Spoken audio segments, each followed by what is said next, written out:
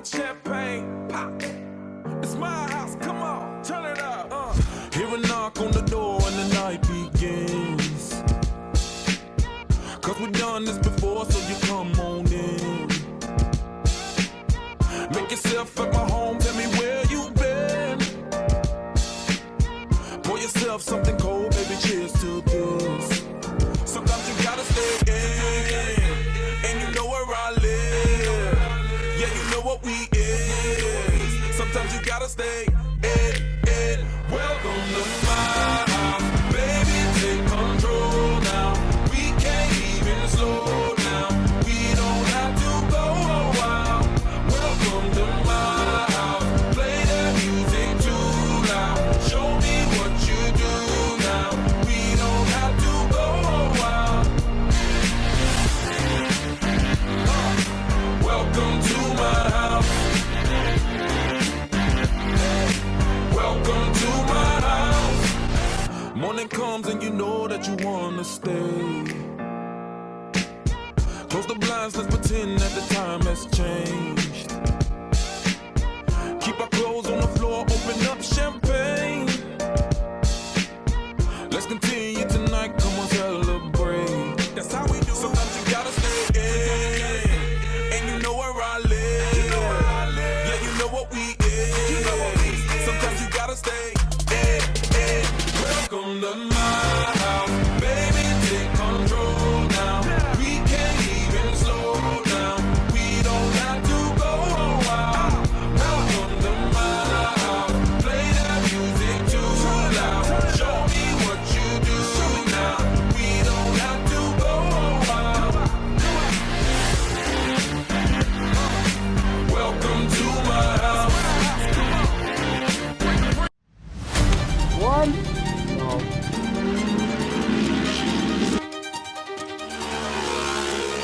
Two. No.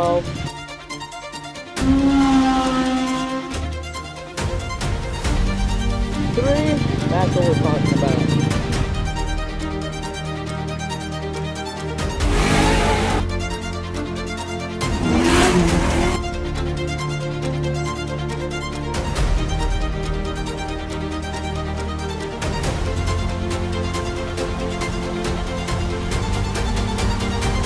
Nine in Pro 4. So we're gonna start off with 1. Nope. 2. Nope. 3. We'll take 3 today.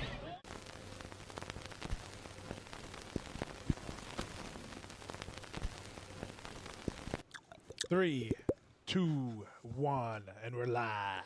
And we're live. Welcome back to another episode of the Off-Season Show presented by Impulse Media. I'm your host, CJ Greaves, and sitting to my left, as always, the world's worst sports bettor. Oh, man. The guy that can wreck any fantasy team, any game. All he's got to do is cheer for you, and guess what? You're kaput. Mr. Tito has no beans. Hi, everybody. That's all you got, huh? Yeah, that's all I got. That's all I can Hi, muster. everybody. That's all I can muster right now. Little hurting. Little hurting. Little hurting. Yeah, too much squirting. Little hurting. Whoa. Too much squirting. Too much squirting. Okay. All right. And today's a little bit different. Oh, they're still adjusting it. So we're just gonna skip around here. Diagonally to my left, we have what used to be Lyle Keeble. He's gotten whiter. His hair's gotten lighter. His accent has changed, and we have improvised. Mr. Jeb Bootle. Yeah, I'm like T-Moo. Yo, what's going on? I got Lyle here too. I'm getting demoted, so. That's because his edits are too boss, so he had to go behind the computer over there and show Jeffrey how to do it for tonight. I think I do a good job by doing this. So. There's a lot back there. It's almost like you're double cheeked up. But Yeah. Double cheeked up, quad cheeked. Yeah, quad cheeked up. Double keebled up, man. Quad. It's the Keeble cam tonight. I love it. The keyboard cam. Ooh, I need to change that. But keep going. Sorry. All right. And then guest number 1. Well, we kind of have Jeb Bootle as guest number 1-ish, but he's part of the program, so now you're not really a guest. Sitting to my left, Tito's left, Jeb Bootle's right. we have the return of Drew, the Haymaker Hessil. Got to watch out. That right hand's Haymaker. always loaded. Always mayhem. Mayhem, the Haymaker Hessil. Hessil. He'll hit your wall, your radio, your wife, your wall, your face. Damn. Oh, sorry. Hide 'em. Maybe not. I got a little carried away there. Hide 'em. you know. Oh, that's a good first question, man. Would you? Is there anyone that you've ever encountered that you're like, you know what? If his wife wanted it, I'd give it. You won't have to mention names. Oh, but is there ever not anybody? I'm What just- kind of question is that? I don't know how. That's a like, terrible question. I don't know how if you Accurate guys were but like, dumb okay, question. Yeah. Yeah. Oh, I mean, yeah. don't get me wrong. There's some wives that hell I'm yeah. like, hey, you know, I Yeah. would. Oh, yeah. You know, in I Cancun mean, or whatever. how old do they have to be like? That's like what do you consider a MILF? Is a girl that's 21 and has a kid, is she really a MILF? No, she's just stupid and had Well, a she kid. has a kid, so Yeah. that's what it means. No. Yeah. You got to be like 30 and above to be considered a MILF. Yeah, I feel like in order to be like a true MILF is like a step up. You know what I mean? It can't just be a girl with a kid. Yeah. MILF is like you're thinking like a mother, mature. like actual mother, not just some teen mom. Ah. You know what I mean? Yeah, teen mom. Hey, when he gets as old as me, they turn into a gilf. Oh, yeah. Do you think there's any gilfs out there? Oh, yeah. Oh, of course. Of course. Are you kidding me? Of course. I'm sure there are plenty of gilfs out there. Oh, yeah. Yeah. You know what I mean? Because, I mean, what's the earliest you think a woman can be a grandma? Like, what? Probably 50, 40, 48 maybe? 40s. Yeah. Probably 40s. It Yeah, depends if she has realistically, 40s. teens. It depends if there's like a long line of teen moms. You know? Yeah. So, Yeah, like, could be sure. if 30, you have a 40. kid at 20, and then that kid has their kid at 20, technically you're a grandma by about 40. Right. So that's a gilf, right? Okay, That- well, that's what's a the gilf. age? What's the Yeah, age? what's the age for a on gilf? It's gilf? got to be like 55 plus. I would say 50 plus would be a gilf. If you're putting an age limit on MILFs, there's got to be an age limit on a GILF. Yeah. So is it double? Wait, Gil, what does Gilf mean? Grandma? Grandma, I'd like to. Oh, Kind of like a mom. Is it doubled? If 60 plus? a MILF is 60? 30, if a MILF is 30, a gilf's got to be 60. 60? Damn, bro. I say That's, Is that what the- 55. 55? That's what I said originally, 55. Google said 60. Google says What? 60. Google says 60. All right, and our last guest has not yet arrived. He had a day job to go to, but he's on his way, and he'll be here shortly. It is Jared Siefert, IMCA dirt mod racer, late model racer, IMCA stock car racer. We can go down the list. He's got a pretty big list behind him. He is number 8 in the all-time IMCA winners with 59 wins. He runs a Sniper Speed Street Stock, right? Stock car. Stock car. Did I write straight stock? No, you put. I don't know. Oh, I'm just not surprised I reading it. typed it right. Remember we were talking about my Yep. texting? It was really Yeah. Yeah. Yep, he does a lot of R&D and work for Weirs Racing, right? Drew knows a lot of Point lot more of before. these, but he's got quite the record behind him. So he will be our actual second guest here shortly when we get that far. But till then, we might as well run it back for the weekend. Run it back for the weekend. Run it back for the weekend. Should we handle some chat questions? There ain't no Riker- chat. Yeah. Well, Riker- Ain't no chat Riker. questions. There's Riker one. has asked how you feel today, Tito. Yeah. You tell that little son of a bitch to fucking pack it back in, okay? You know what? I ain't got nothing to say to that little fucker, okay? Tell him, get back in your mom's house, and I don't want to hear from you till the start of the year. How about that? Why are you Wow. so angry? Well, Wow. that was some emotions there. That's very- emotional. You asked passion. why? I'm asking why. Man, shit just got real. I know. He's just asking how That's a you lot of feel. hatred, man. Yeah. That's a lot of How you hatred. feel You're today. glycering already. And Do you you're feel just- better now? Yes, I do. You're sweating over there. Yes. And Sorry, he's a little. He's worked. He's a little bastard. Why, That's what all. happened? He's worked. Son of a What bitch. happened? Okay. Did you so- lose any bets this weekend? So Let's I start did not. there. Probably a lot. So I Oh, did he not. didn't say no. I did not lose it. Wait, I did lose bets this weekend. Yeah, you did. I did on Saturday though. Not Yeah. not on Monday. What about Sunday? Sunday I did not. I was well behaved. What did I do Sunday? I don't even remember what I did Sunday. But I was well behaved. That on might be the Sunday. issue. Yeah, maybe you weren't. That's why you don't remember. Yeah. What did I do? I think I just laid around. Oh yeah, we went. I went and got soul food on Sunday in Appleton, and then What is soul food? Yeah, I was about to say, what is soul Soul? food? soul food. Went and got some Southern hospitality cooking food. It's a So place like called Cracker Barrel? I just call that regular food. So it's like it's Cozy Corner in Appleton. They had Cajun catfish, man. It was absolutely Ew. amazing. That's, Bro, what? terrible. What? Catfish? Oh, bro. You might as well eat a carp. Bro, dude. You know what? I'm alone on that one then, because that catfish they got at Cozy Corner is absolutely incredible. Do you eat suckers too? Dude, I'll eat fucking liquors, man. Don't matter. Man, that's a lot of bones in Send one, them. dude. Send them my way. Send them my way. Lap it up, bro. What's her name? Lap it up. So let's hear who you lost bets to. So I lost. They want credit. I lost bets to Jeffrey Keeble. So we were watching the Supercross race. Damn, San that was Diego. good. San Diego God damn, that Supercross was good. race at Lyle's place. So lost money to Jeffrey, Yep. and then lost money to Casey Blazek because he won And you the lost money to 250, Johnny Greaves. and I lost money to Johnny Greaves. Oh yeah. He was so pumped on Monday that you bet him and he won both. You have no Dude, idea. He told I- everybody.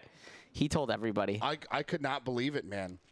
He gets them both right. I know, He was that's like, what "Who he do you said." got?" He goes, "Juju and Tomac," and I'm like, "Well, okay. I mean, maybe old guys lost it. You know what I mean? Maybe Yeah. maybe he's a little out of touch." So I was like, "Hey, I'm gonna go with I don't want to pick Deegan." So I was like, "All right, like let's go Jordan Smith, and I think Chase Sexton can do it back to back, right?" So, Yeah. and he's like, Sexton "All right," was he's like, looking "All right, good. you know, solid Sexton was pick." looking good. And then sure as shit, man, Juju won. I was like, "All right, like Some bitch. hell yeah, old man, like that's cool. Like maybe he ain't completely out of it."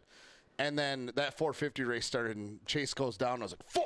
And then I see who's leading it. I was like, "God damn it!" And there's no Tomac way. blows around I was like- outside of Jet Lawrence. I was like, "There's no way Tomac's gonna hold this for 20 minutes." Are you surprised that Sexton went down, though? No, dude, 100%. We were sitting down here. There's a group of us watching it, and I said the track's looking a little washy, like slippery, after the lights main. And I said, guarantee you, Sexton fucking washes the front end. First lap, Sexton washes the front end. I'm like, oh, there it is. I was waiting for him to do it fucking not Again? last week and the weekend before. Oh yeah, he didn't have no pressure. But I'm gonna tell you, it had to have been the hands down. Like I was sweatier watching that race, cheering for Tomac, than I was racing myself. Like I was sitting here, I had to take my fucking my mocks off because my feet were just like burning up. My hands are clamming up. I'm like, come on, Tomac, come on. Not that I don't want to see Jet win, but everyone's got to cheer. Yeah. I mean, Tomac just went P6 for the oldest person to ever win a Supercross. Yeah. So the only ones to be older is Justin Brayton, Mike Larocco, Chad Reed, and then I don't know who the other two were. Yeah.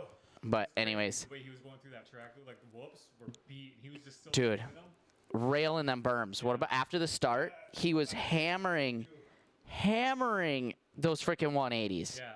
Yes. Or when he was going through that sand pit. Yeah, like just he said on the full outside. bore on the outside. Yeah, in the beginning, it until was it got- solid on the outside. And then luckily that lapper pushed him to the inside. Otherwise, I think Jet was going to get him there. I mean, everybody probably thought Jet was going to get him, but I'm so glad that he held him off. Yeah, for sure. I mean, and I think it's going to be a big confidence thing for him. Tito, you need to go pray with Touchdown Jesus every day if you want a national championship next year. God fucking damn it. Where's he from? Isn't That's, he? yeah. Let's go and ask that question. Where do you think Riker Remington is from? And I go Wisconsin. Wisconsin. And guess who his favorite team is? Probably the Chiefs. Ohio State. Oh, we're talking about college? Yes.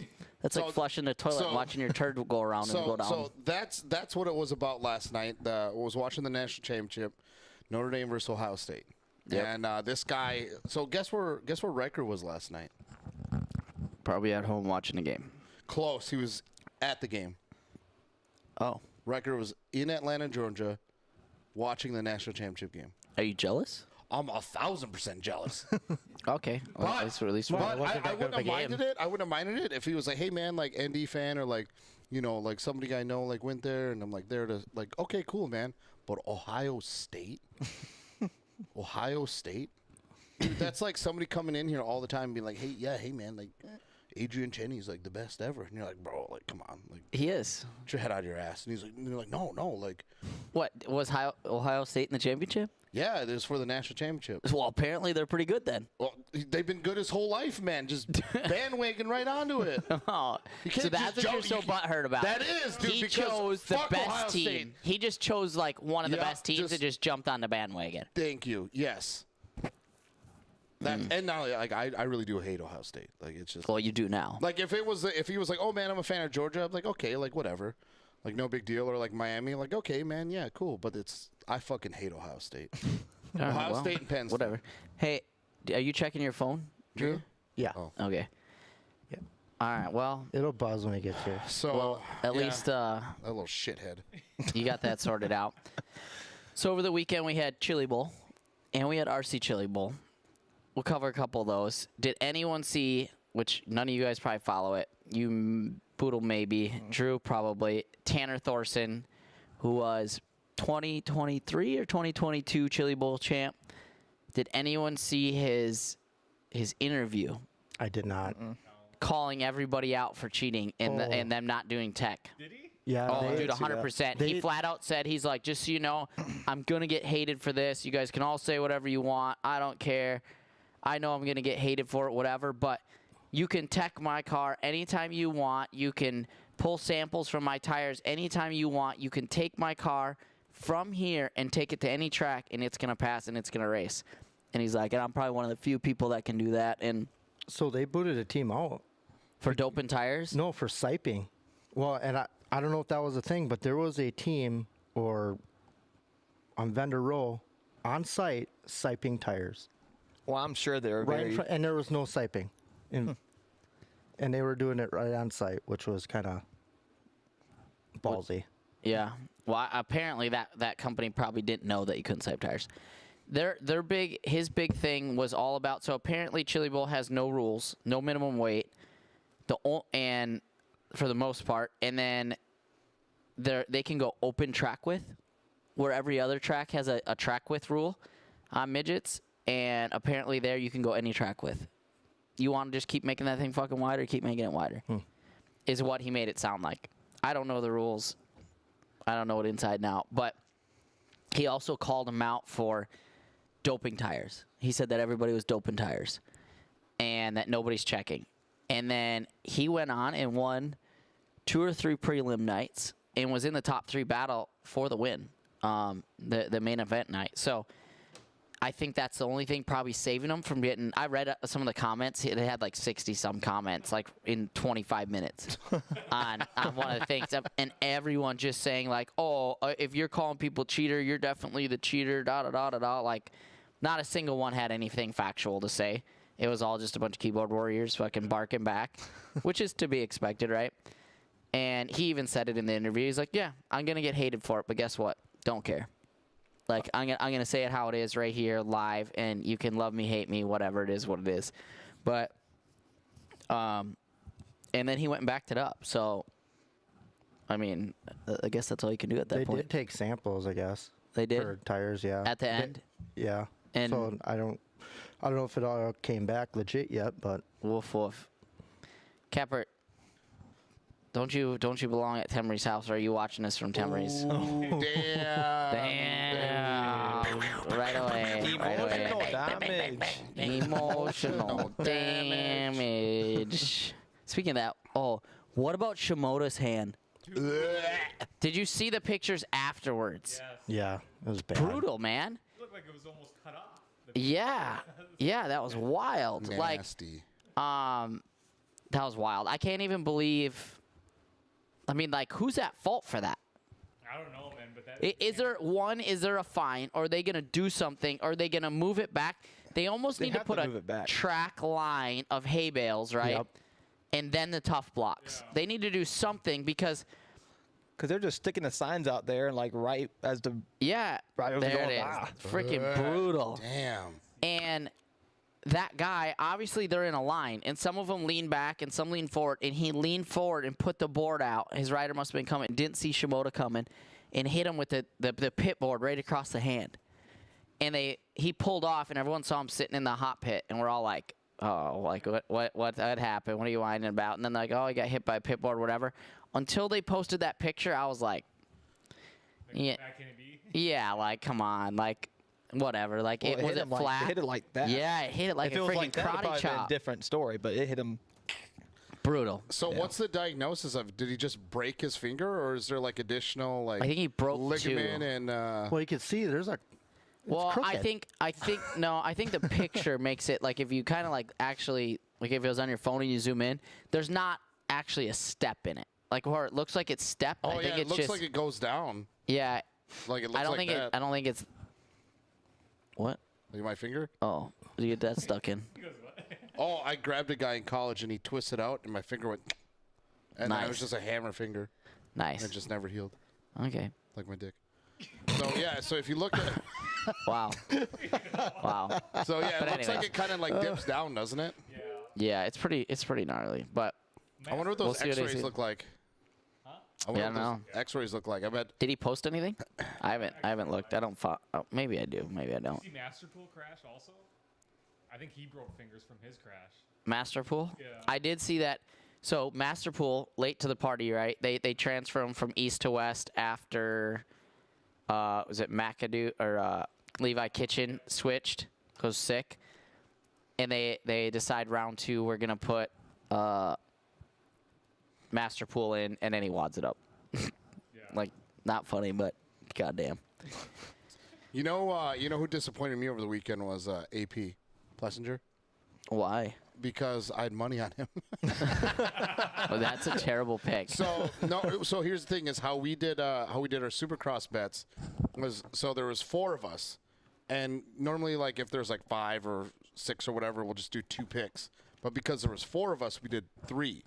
So we took the top 12 in qualifying. It's kind of like And then we when just- people bet on NASCAR, they put like a bunch of numbers in the hat. That's and what they we hold did. And pick a number out the hat. Yep. So we picked numbers out of the hat, dude. You want to know who I drew? Plessinger, Jet, Tomac. Oh, you're solid then. No, I took last because Plessinger took 22nd. And then mine went 1-2, so my That was total an was average? 25. It was like an average. Yeah. As so I I added took- up. yeah, so 22, 1 and 2 is 25.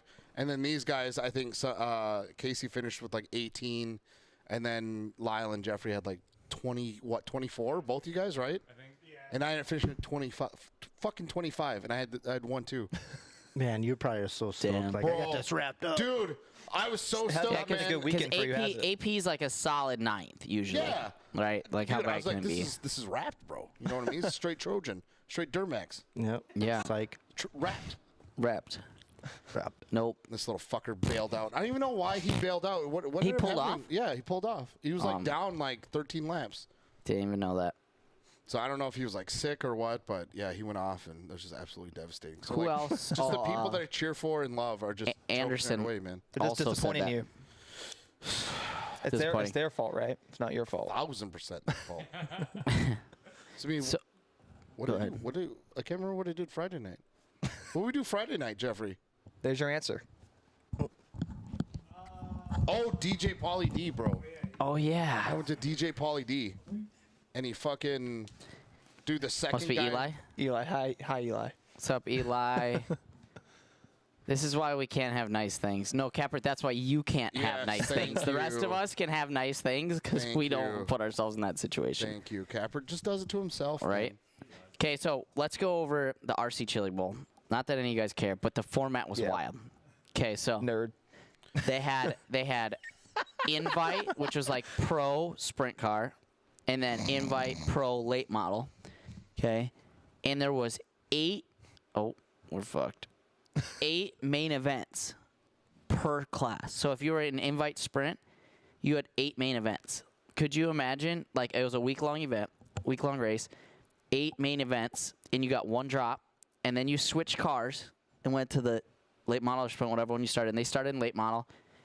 They had 8 main events. They had 1 drop, and then they have 8 sprint car main events and 1 drop, and then they combine your best 7 out of each one, and that's your total score. And it's like motocross style. So you get a Okay. 1 for first, a 2 for second, a 3 for 4, a 3 for third, a 4 for 4, whatever. So like the winner ended up having like 38 points. What's up, man? Good, yourself? Welcome. Come around and have a seat. The winner ended up having like 34 to 38 points. Could you imagine this being like Supercross style? Yeah. Like where you would do like a week long or whatever. There's a headset right there.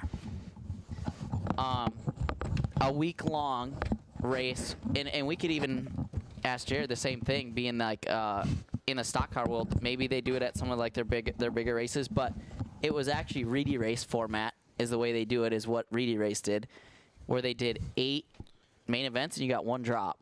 Could you imagine going to like a champ race or like any other kind of race and having there was only 21 drivers, so 3 heats, and then it was a random sort each round, and every round counted but one, so you had 14 rounds that counted. Hell no. Hell no.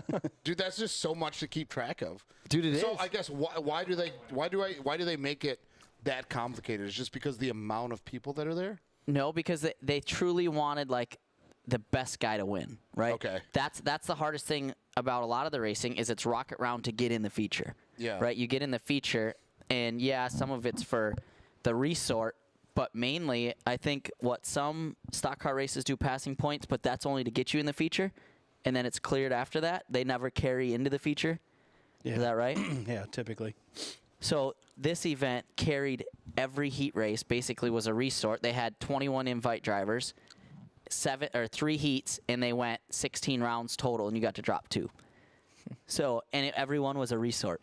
So sometimes you started in the back, sometimes you started in the front, and it wasn't passing points. It was just like motocross style, like 2 motos, basically like motocross, a first and a second moto, but they had 8 motos per class. It'd be like a moto dude doing 8 motos, say like 10-minute motos on a 450, and then doing 8 10-minute motos on a 250, and then you get to drop 1 of each, and then combining the score and be like, that's your fucking kid. That's fucking wild, bro. What race did we go to? Was it, what the hell? A sprint car one where you broke on the 1 race, but you won 2 out of the 3?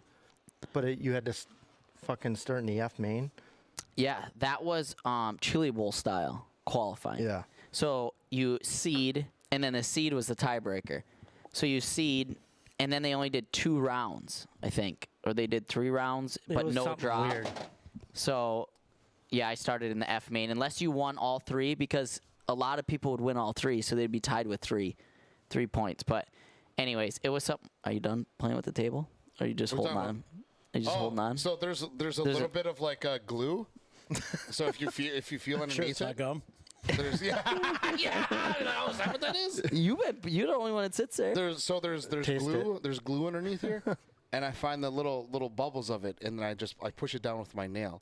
I just got a nail right here. and it flattens out. The nail that's not So all feel the way in. soft it I was is trying to underneath fix there? what Grayson Come bought, over just here. knocked Feel that. off the table. I ain't going over there. Come over here. You Come moved my hand down. Arrive over here. So feel all that glue over Fuck, there? you touched me Yeah, weird. did you feel that? You feel that? Felt something. Feel how big it was? It's cold outside. It's So- for sure. It's cold out. Yeah, so this is what I do, and I'm like listening. I'm like, okay, and I'm just That's like putting your my nail- concentration phase? Yeah, It's like a fidget toy, Yeah. like a fidget spinner. Fidget spinner. All right. Well, Jared, welcome to the off-season show. You're our second stock car guy. We're going to call you a stock car guy. Well, thank you. Thanks for having me. Yeah, no worries. We had Benji on last year with Drew. We're still going to get Ryan and Johnny Whitman on. They were supposed to be on last year, and it didn't work, but I told him you were coming on this week. I told Ryan anyways, and he was laughing. He's like, oh, this is going to be good. So welcome to the show, and give us a little background. Kind of give the people, the listeners, watchers, what you're up to these days. We gave them a little bit of background on you, what kind of you race, but kind of fill them in. Yeah, well, been doing it 150 years, it feels like, and I don't know. We got cool stuff cooking. We got a house car deal we run for Sniper Speed, and you know, it's just kind of nice. It's not costing you an arm and a leg to go racing, you know. And still have a late model yet that I'd like to sell. It is for sale. Anybody holler at me, I'll cut you a sweet deal. As much fun as late models are, it's just tough to pass up something that's paid for, you know. It's Right, absolutely. kind of where I'm at on it. So. You got a mod too? No, I run for Charneski Motorsports a couple times a year maybe. I ran a full season with them back in 22, and we won a championship and won the Clash of the Creek and had some success, made the Super Nationals, and so yeah, I didn't forget how to after several years off of modified, so that was kind of nice. But yeah, that was a really neat deal. You know, they got some full-time guys, and so it was kind of bring my duffel bag and show up at the racetrack gig. It was pretty sweet. Yeah, that's definitely the way to do it. So mainly this year you're just running the house car which is an IMCA stock car, right? Yep. And did you get to run the new frame? Not yet. New car is going into process here in the coming week or two. So yeah, we're going to be on the new frame with the new car. So we're excited about it. Drew, didn't you say they were racing it here? Did they race it finally last week? Just a couple of them, weeks some ago. couple. They did get out and test one within the company, and he has raced it a couple times, and they're pretty happy with it. So Pretty good. And I would guess there's a lot of manufacturers using the frame, right? Yeah, I 'Cause mean, it's a front stub, correct? Actually, Front stub and rails. It's almost a full stub, and Okay. yeah, but it's connected with basically tubing now, so they claim it to be more rigid, and obviously it's heavier because you're starting with more good metal instead of rusted out Wisconsin metal that's been on the road for 30 years, 40 years, you know. Right. So Huh. I know there was a lot of hype behind it. I even talked to Ryan about it a little bit too.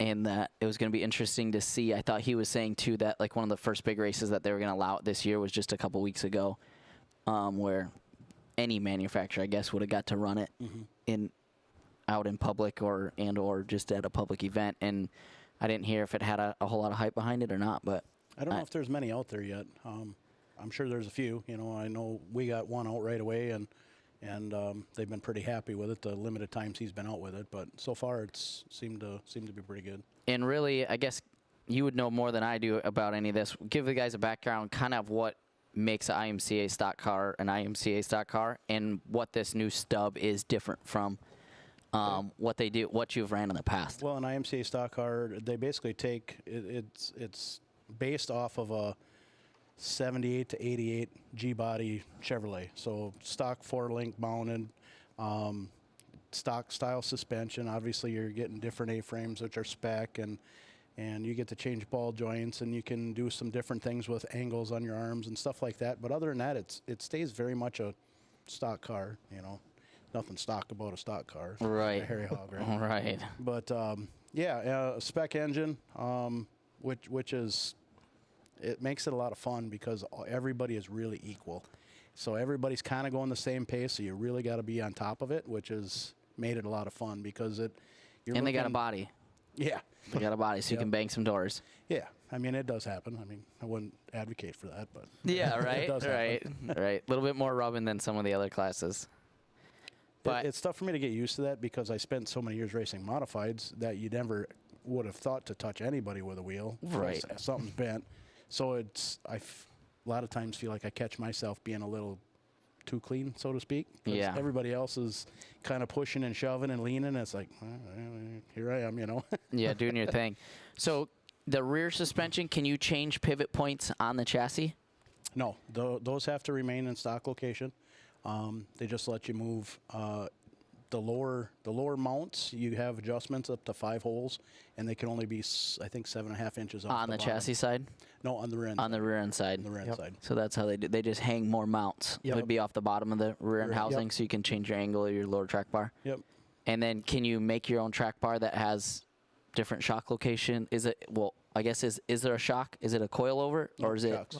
Separate shock, separate springs. So your springs can have to be on top of the housing. You can either run them half a spring ahead, half a spring behind, or right on top.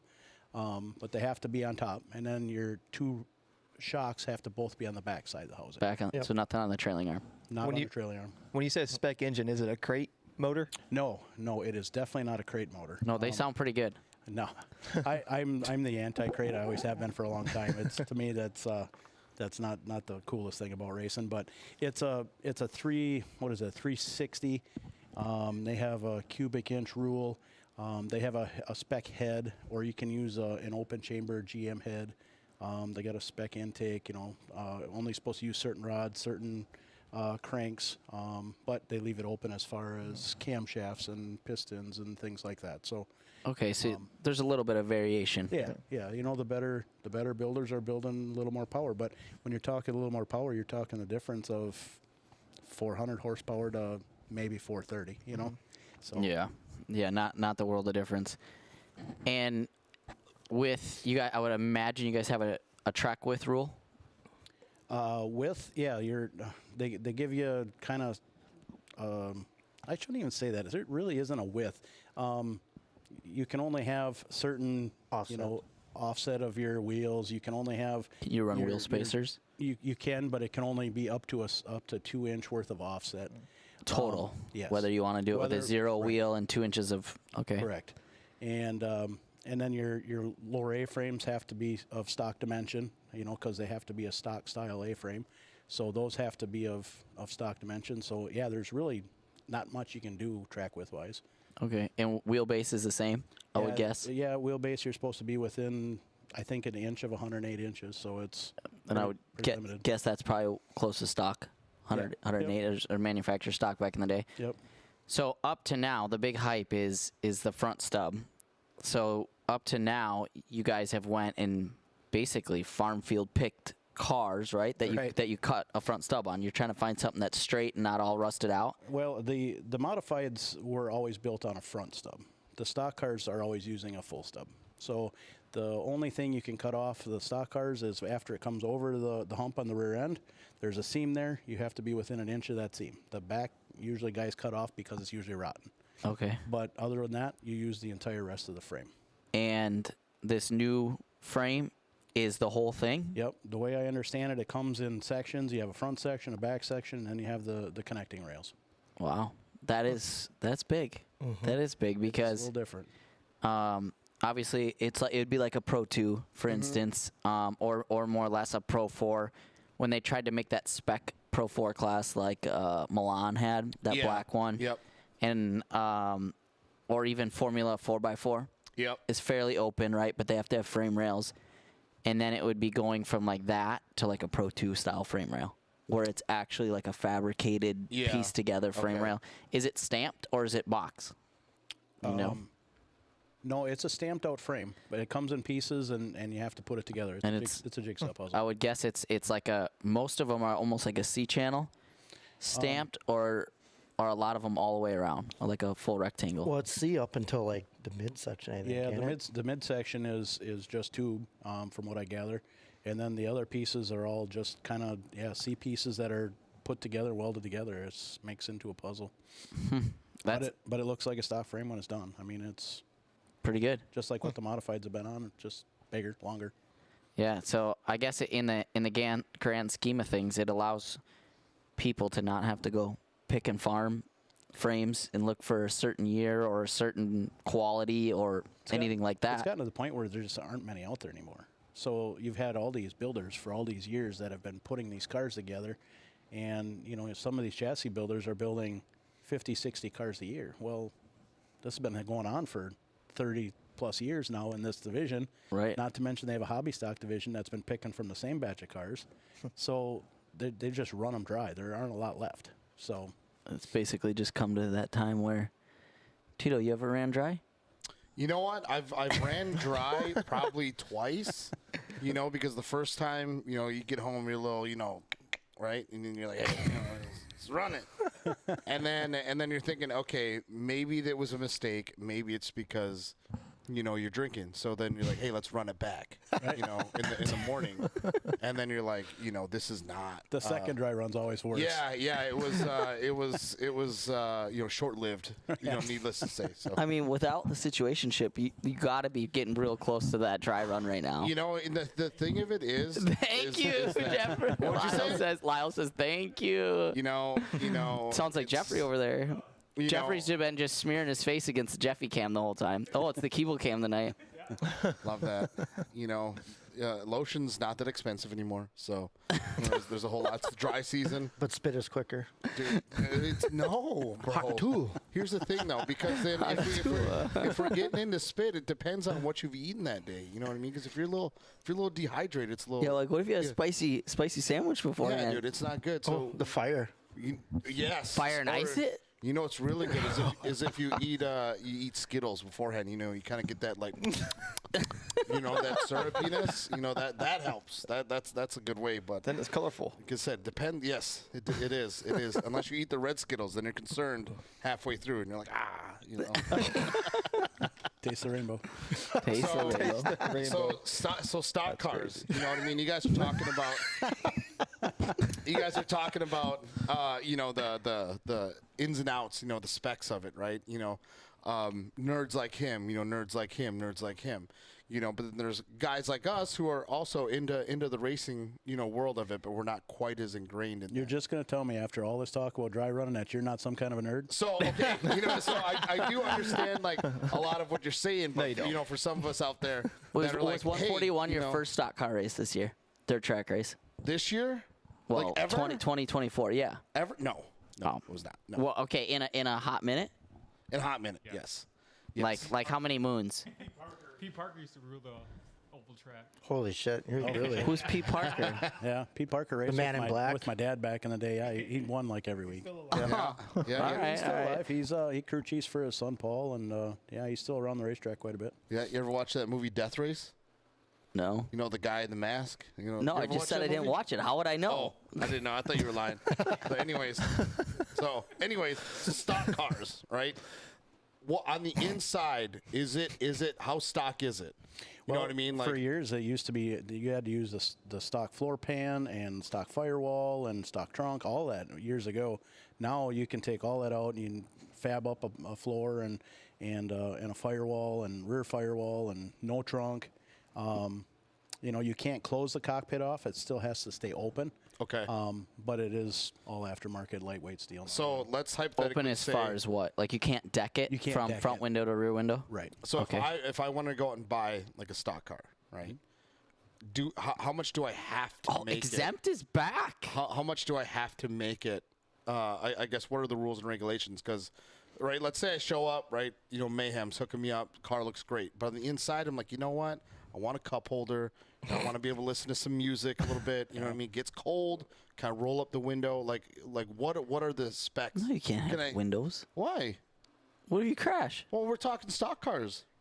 That's why I'm asking. How stock is it? It's got to There be all ain't, open. did you hear there ain't nothing stock about a stock car? You have a That's piece like of mesh or NASCAR. some bars to keep you from getting hit by rocks. That's about Okay. it. Yeah, Okay. there's no windows, there's no heat, there's no. It's like when they stereo. call stock car racing like NASCAR. I mean, that's Yeah. not anywhere close to a real stock car. Damn. It's like looking at a pro stock UTV and thinking that like you're gonna see all the plastics in it and the stereo in it and the fucking GPS and like Bro, you must There not ain't have nothing saw, stock you, about you it, must is it? not have saw JQ's UTV then. That's why I'm asking is because I saw JQ's UTV and I was like, goddamn boys, it's off the floor, man, yesterday. the only That's thing why I I'm saw about wondering. JQ's is it was upside down. Either So- upside down or Tito was getting yelled at. So that's why I'm wondering is like, what is the interior of it? Is it like set to like, okay, like you're gonna get in and you're like, all right, this is a race vehicle, or like I said, am I gonna get in and be like, hey, I need a cup holder? No, you're gonna You know think what it's a I mean? race So car. nothing- You're getting a race it's car. definitely a race Okay. car. Yeah, there's no cup holders. Yeah. I mean, don't get me wrong, there'd be nice times if there was, but Yeah, Yeah. I think they'd frown on it. yeah. Well, what about the seat? Can you adjust it like No, forward, no. back? It's stuck. Racing seat. Right. Okay. Yeah, full containment seat these days. I mean, everybody wants They're to be safe. So they're ripping. They rip. Damn. They rip. Ripping. They're rip. Yeah, yeah. All right. Well, I you would know say what? out of all the dirt track cars I drove, I had the most fun in an IMCA stock car at Oshkosh. and that was a fun track too. That was super fun. Super fun. So this is what we're talking. It's like a street stock, basically, right? Or no? It's similar, but you get so he's from the South. He's from South Carolina. Yeah. Missy. And they have what? You guys Well, have what? it's changed so much since we've Is that been like, in it. is I that mean, like what the it- crate racing. yeah. USA Well, when street when stock? we were in it, when me and Dad were in it, it was you could have sheet metal body, but plastic nose. But we ran 602 crates. It was a spec motor 602, but that was what 5-6 years ago. So So we compare these a lot to the Crate Racing USA street stocks. They're very similar. They get to get a little bit more wild with their bodies and such. Ours, they tend to want to keep them more stock looking. They do have a new aftermarket body for us this year. That's, to me, I feel like it looks like IROC racing. I mean, it's kind of cool, but there's a lot of pushback on it too because it's expensive and a lot of guys don't want to do it. Yeah. But yeah, it's very similar. Very, very well, similar. when Dad first started in it, we still had to he still had to run the metal stock doors and firewall and everything. Yeah. It used to actually look like a stock car, but yeah, now we did forever too. yeah, You know, until they started adding sheet metal and everything on it. right on. Yeah, that just changed here the last few years. Otherwise, it's been very similar to that. Okay. So Tito is asking if the door's open or not. He goes, talking about stock doors. Like, damn, I didn't ask that. I'm like, no, you got to crawl in. You got to crawl in. Got it. So Tito, you can't get in. Wow. You know what? You know what, Mr. Bootle? Jared just gave him the up down. Like, looked at him like, Here's the thing. Okay, I want you to say one word for me, Jeb. I'm gonna spell it out, and you need to say it. OIL. Oh, oil. Or oil. I say both. I say both. Oil. I like the way he oil. Well, like if you actually like tell me to say it, like if you like spell it out, I'll say oil. But if it's just like out the blue, like I need some oil, you know, something like that. O-U-L. Yeah. It's same thing with both. I either say both or both. I'm just like it depends on the day. Weren't we playing Call of Duty? I think I said something like that too. I don't know. We bring your name up all the time. We're like Jeb Bootle, and then I'm like, I was like, hey, you know, we're down there in South Carolina, and as I had to put in some oil, I was like, oh, next time I see, dude, I love you, Jeb. So I was like, next time I see Jeb, I'm gonna make him say oil. So oil. Say some oil. Sometimes I say either one. How about tires? Tires? Tires. Do you spell it T-Y-R-E-S? No. Tires. So, going back a little bit, last year they opened up tire grooving for modifieds, right? Did they do the same thing in stock car? Yeah. What's your take? Sucks. Sucks? Yeah. It's just a lot of work. I mean, do they last longer? yeah. You know, I'm really tight, so I'll start with short, small grooves, and I'll groove them wider, and I mean, they're junk when I'm done with them. I'm just not too proud. Do you think you get the same amount of nights out of them?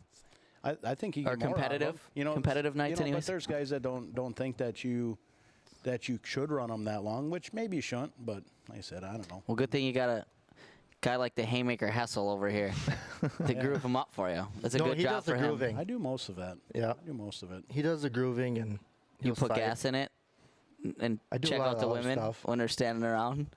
No. I could actually give him most stuff to do. He's pretty handy. Pretty handy. Pretty Yeah. handy. I leave the tire grooving to him because there's sometimes I see it. I'm like, hey, there's cords showing. Yeah. That's all right. Yeah. Look As that long way. as you're not cutting the cords, you're fine. Skimming across the cords is okay. Is all right. Yeah. Is all right He for knows one what more run. He does that. He's got a technique to it and a design or whatever the hell pattern he wants to run for whatever. So, and he's been doing this way longer than I have. So, Well, see, we when leave my that dad to him. raced when I was a kid, you know, Dad didn't have any money, and so he was getting everybody's takeoffs and used up tires. And well, when I'm 9, 10 years old, guess whose job it was to groove tires? Damn. Yeah, it was mine. So Been doing it for a I've been doing it a while, while. Yeah. but it wouldn't hurt my feelings to see him go away from it. Honestly, it'd be fine with me. Yeah, I mean, they just brought it on last year or 2 years It's now. it's been a couple years now. I think we're on year 3 of it already. Well, they started during COVID, 20. So I think this was Okay. This should have been the 4th year of it already. Dang, I felt like it was just like a year or two ago that I remember Yeah, it was about talking 4 about years. it all. Well, it's new, it's different. What's your favorite track around in Wisconsin? Let's start there first. Wisconsin 141. What makes it the best track? So everyone we've ever talked to has said the same thing. So we've always had talks. Typically, all of our backgrounds is short course. Jeb and I race against each other. The Indians here are all own Impulse Media and do tons of media at the short course races. You know, I'm really happy to see you have a really white Indian friend too, because I do too. Is that this one? Who told me to say that shit? Who told me to say that shit? God damn you guys. You know, This I don't have one. I have This is 3. collusion. I have 3, perhaps. This is collusion, and we're feeding our guests stuff to say, and it's no longer a thing. How dare you? Unless they told you, I didn't say I nothing. heard Or these, maybe these motherfuckers Hey, giggling. Hey, check tape. We're gonna look at the Keeble cam. All you motherfuckers just giggling back. I saw them back there. They were like this. They're like, I did it. go look at me. Fuck. He'll throw a haymaker on you. Watch out. Oh, I'm sorry. I'm sorry. Watch out. Sorry. So yes.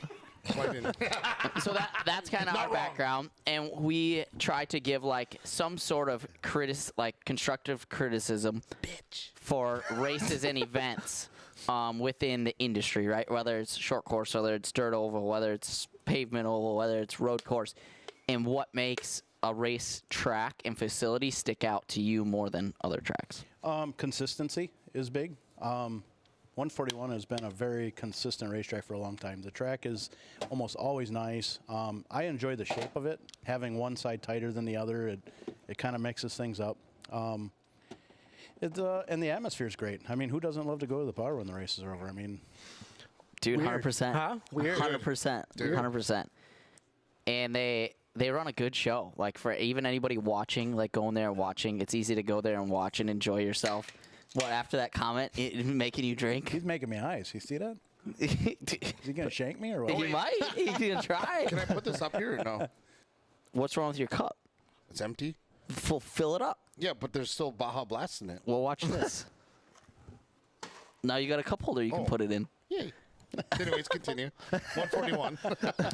So that was your guys' first time to 141, right? Last year? Yeah. To yeah, 141 last in year was our first particular? one there, yeah. Was it last year? I thought it was like a couple years. 2 years ago? Was it 2 years ago? You didn't go in 24?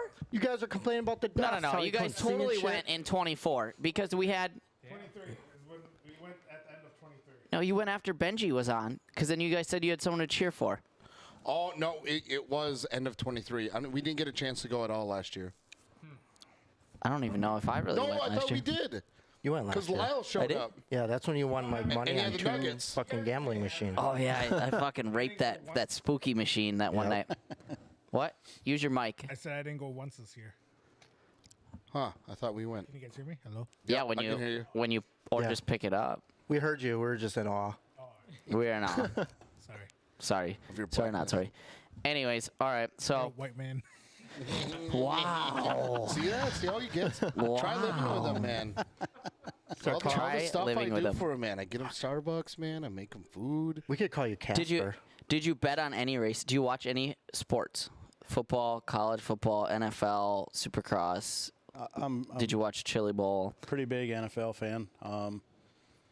As far as watching races on TV, if somebody's got it on, I'm happy to go. I don't want to spend the money on it. Does Flow Sports suck? I wouldn't say it sucks. Damn. One person so far. That's like, have you ever tried to look up a race on Flow Sports? I have. Did you find it? Not always had the best luck. Yep. So Big complaint. yeah, that is a big complaint. Our series is also on Flow Sports, and we go back and forth whether or not we think it's truly as good as they say it is. They have a ton of members, right? So they can sell, you have 350,000 views every week. Well, no, there's 350,000 accounts. But we've always asked people, have you ever went on there and tried to find something in particular? It's like slim to none that you're ever going to find it. If it's live, it's easy to find, but after Easier. that, Easier. yeah. Yep. But did you watch Chili Bowl? Just some highlights. Some highlights. Did you see Tanner Thorson bitching about people soaking tires? No, I missed that. I seen the tech official having the rant about Soaking tires? Yeah, and it won't be allowed and whatnot. I did catch that. Soaking? Soaking? Yeah, right. This was last week. We talked about soaking. And do you want? Let's Yeah, what's explain your- it. what's Yeah, your what's take your on take? soaking? What do you think we're talking about when we're talking about soaking? Oh, yeah. So I thought, okay, do you know what soaking is? I've heard of it. Do you, okay, what is so? Are we talking racing or are we talking about your personal life? You're gonna find out real quick. Yeah, exactly. Like Exactly. we're talking about like not racing related. Like, Okay. have you heard of soaking? Yeah. So right, it's like Mormon based. Oh, then maybe not. Okay, so these guys are talking about soaking in the parking lot. And I'm like, damn man, you got just a bunch of Mormons out there that are soaking. So in that world of things, what'll happen? So at like BYU, right? A guy and a gal get together, and then what they do, kind of like a puzzle piece. You'll just like, right, and that's it. And then you'll just let it sit there, and then it'll soak, and that's called soaking. But you can't do the motion. you can't do the motion. It's illegal. So, but you can get someone else to be on the bed and like, you know what I mean? Kind of. Supposedly, this is a true loophole. I have And not honestly, I verified, thought but soaking was different. Like after you fucking boom, you're Yeah. done. You just let it sit. Yeah, That's what I thought no, soaking was. it's just you walk in the lobby and you just stand there, and that's it, and that's what. So when he's like, yeah, man, they're soaking out in the parking lot. I was like, what the fuck, bro? I was like, damn, there's a bunch of Mormons out there just letting it fly. I was like, I gotta go more of these races, bro. I'm like, I'll take part in some soaking, you know.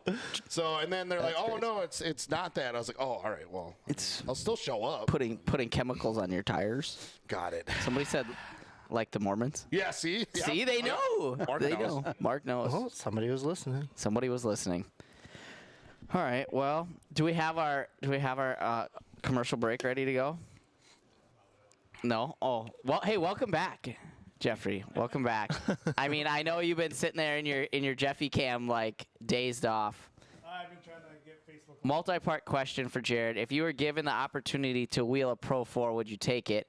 And would you hold it wide open through turn 1 at Crandon? My engine builder did that this year, and it didn't pan out so good for him, so I don't think I would try that. But absolutely, I won't even hesitate. Do you think Tito would have the same answer? Wait, hold on. You'd go for their full wide open? No. I'm calling bullshit. That's right. You won't, because I always telling you to go be a little bit more aggressive. Yeah, so there's a good question, right? Let's say you got thrown in a Pro 4, like, hey, Jared, you know what? Crandon turn 1. Do you think you'd be able to hit it flat-footed? He just said no. He just said no. Am I wrong? In Can you do it? in any pro vehicle, flat-footed turn 1. So maybe in a 4 you can, but 2s you can't? Is that the story? No, you can do it anything. So Can like you? Pro Yeah, 4, Pro 2, Pro I Light. would say Pro in the last- I've never been to Crandon, so I wouldn't even tell you. Okay. I would say in the last 2 years, it's become more uncommon just because the track isn't as good. Maybe Pro 2s have still been able to do it, but we used to run projects, for one, which started as a slick. We had 3 compounds. We could groove it any way we wanted. Now we run DOTs. So we're running like an AT or an MT, and we're grooving them up for what we can. And they have a lot more side bite, but a lot less forward bite than we used to get. And it's almost faster just to let off and roll through and then get back on the throttle than it is. It's not as cool, obviously, as it is just to flat foot turn 1. More forward traction, less side traction. Yeah, and it's just we carry so much speed in that we don't lift all the way, but we'll lift to like 3/4 throttle, and for a split second until it starts getting straight again, and then wide open again to the next jump. But I would say a couple of years ago, obviously, I mean, that's what everyone wants to do at least once or twice, is to be able to be like, yeah, I flat-footed turn 1 at Crandon. Like, it's 100, we'll do like 103 into turn 1 and then just set it. Right on. Let her go. Yeah, I've always wanted to do off-road. It's just never been in my cards. Yeah. Out of everything you've driven so far, what has been the most fun? Oh, dirt late models by far. Really? Oh, yeah. Yeah, they're a gas. Eventually, that's on my bucket list, is to drive one time. One time. I know one for sale. Yeah. I didn't say I'm trying to buy one. You should buy it. That way I don't have to work on it. That way, I just want to drive one. Maybe once. You know what's Maybe funny? once. What? Whenever we were thinking about getting a side-by-side in 2019, when we were first looking back and getting into it, Dad said either we get that or a 602 crate late model. And if I wouldn't have chose side-by-side, I wouldn't be here today. Proud of you. We're proud of you. Jay You know, Bootle. yep, We changed my none life. of us would be able to But go I'll Jay be- Bootle. Jay Bootle. Nope. Oh, Without some Gotta go down there. Oh. Tell you what, man, South Carolina, you go down and get yourself a good UTV, okay? A little bit of research, and put a little oil, and guess what? You're going to take right to the top. All right, we ready? We're ready. Okay, we'll be back in 10. Oh, my God, okay. Okay, you got to slide all of our things down, right?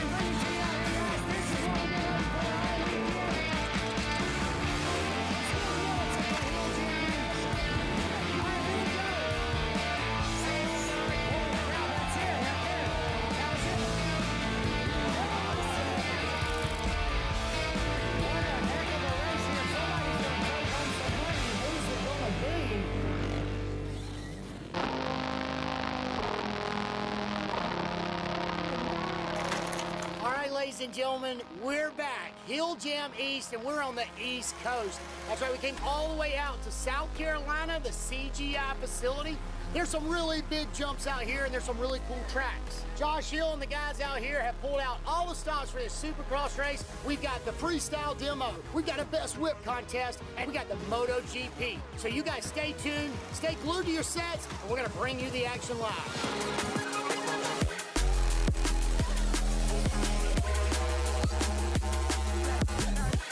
Here at the very first ever Hill Jam East. We're at the CGI facility. Gotta be one of the coolest places to ride any type of motocross, like Supercross, motocross, freestyle, woods. And got all my buddies out here and they're about to try to kick my ass and I'm gonna try to not let them. Riding some Supercross now. We've been working hard for the last 3 days. I'm pretty sweaty, pretty tired, but the Supercross track's a lot of fun. You know, the level is so high, so yeah, I will try to make the whole shot and try to win the race. We'll see.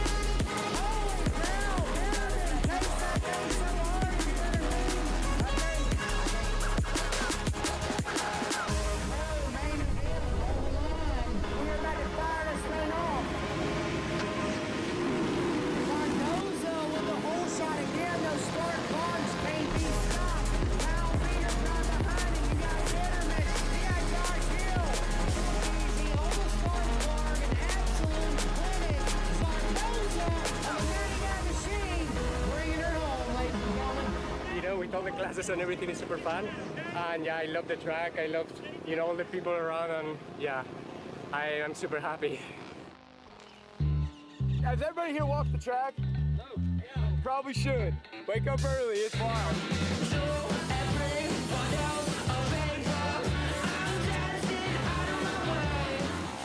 The logs are slippery, and I think a lot of these guys are motocross guys with motocross tires. And they're just lighting up through here a little bit, but if I have two, I think they'll get it figured out. Or they'll find a way around.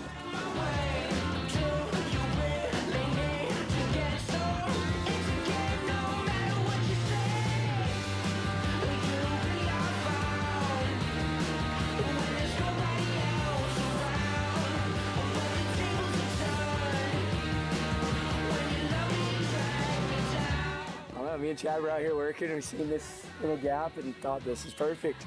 So it's like, what do we call it, the Beaver Dam gap? It's more like it's like a dock that's just slightly elevated with about a 40-foot gap.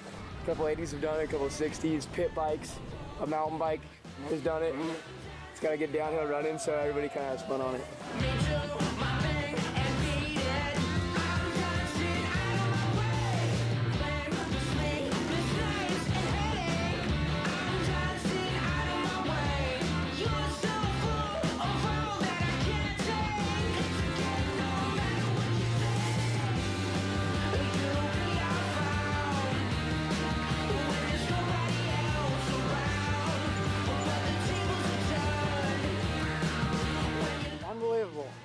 Tired as hell though.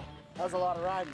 Tipped over in the logs on the first lap. I thought I was done then. Hill Jam 2024 has been epic. Going big with the sickos, having a good time. Epic event.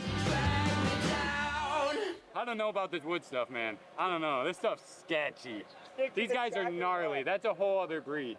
I'm about to go back home and eat some Funyun cake or something.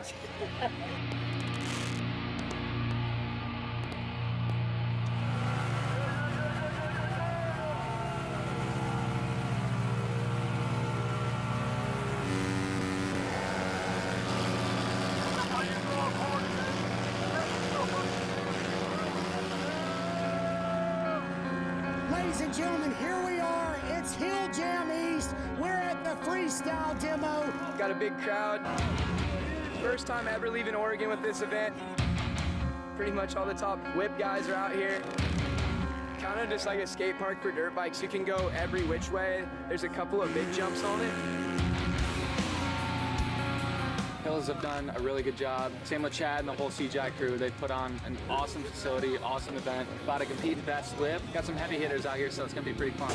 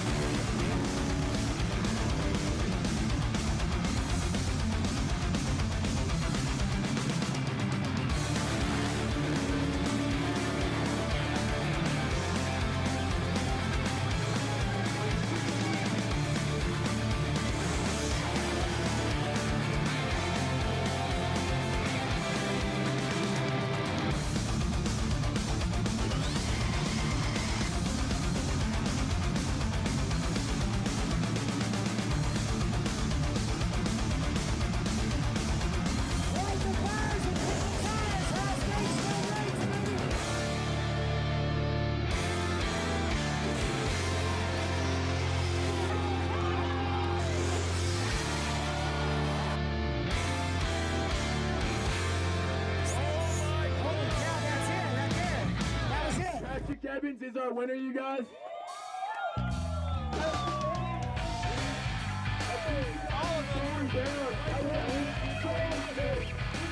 I don't know, there's really nothing like Big Hill Jam because it's pretty much the only like real free ride event that's like based around just having a great time. Always delivers. It's always really gnarly.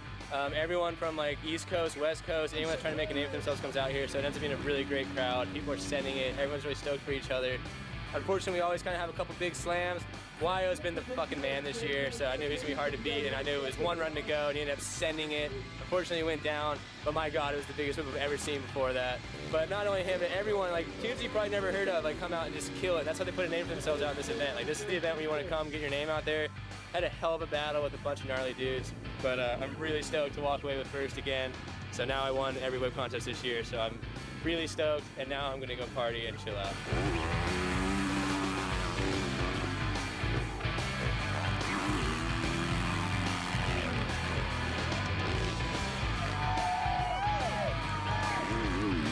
Thank you guys for coming out. Let's have some fun.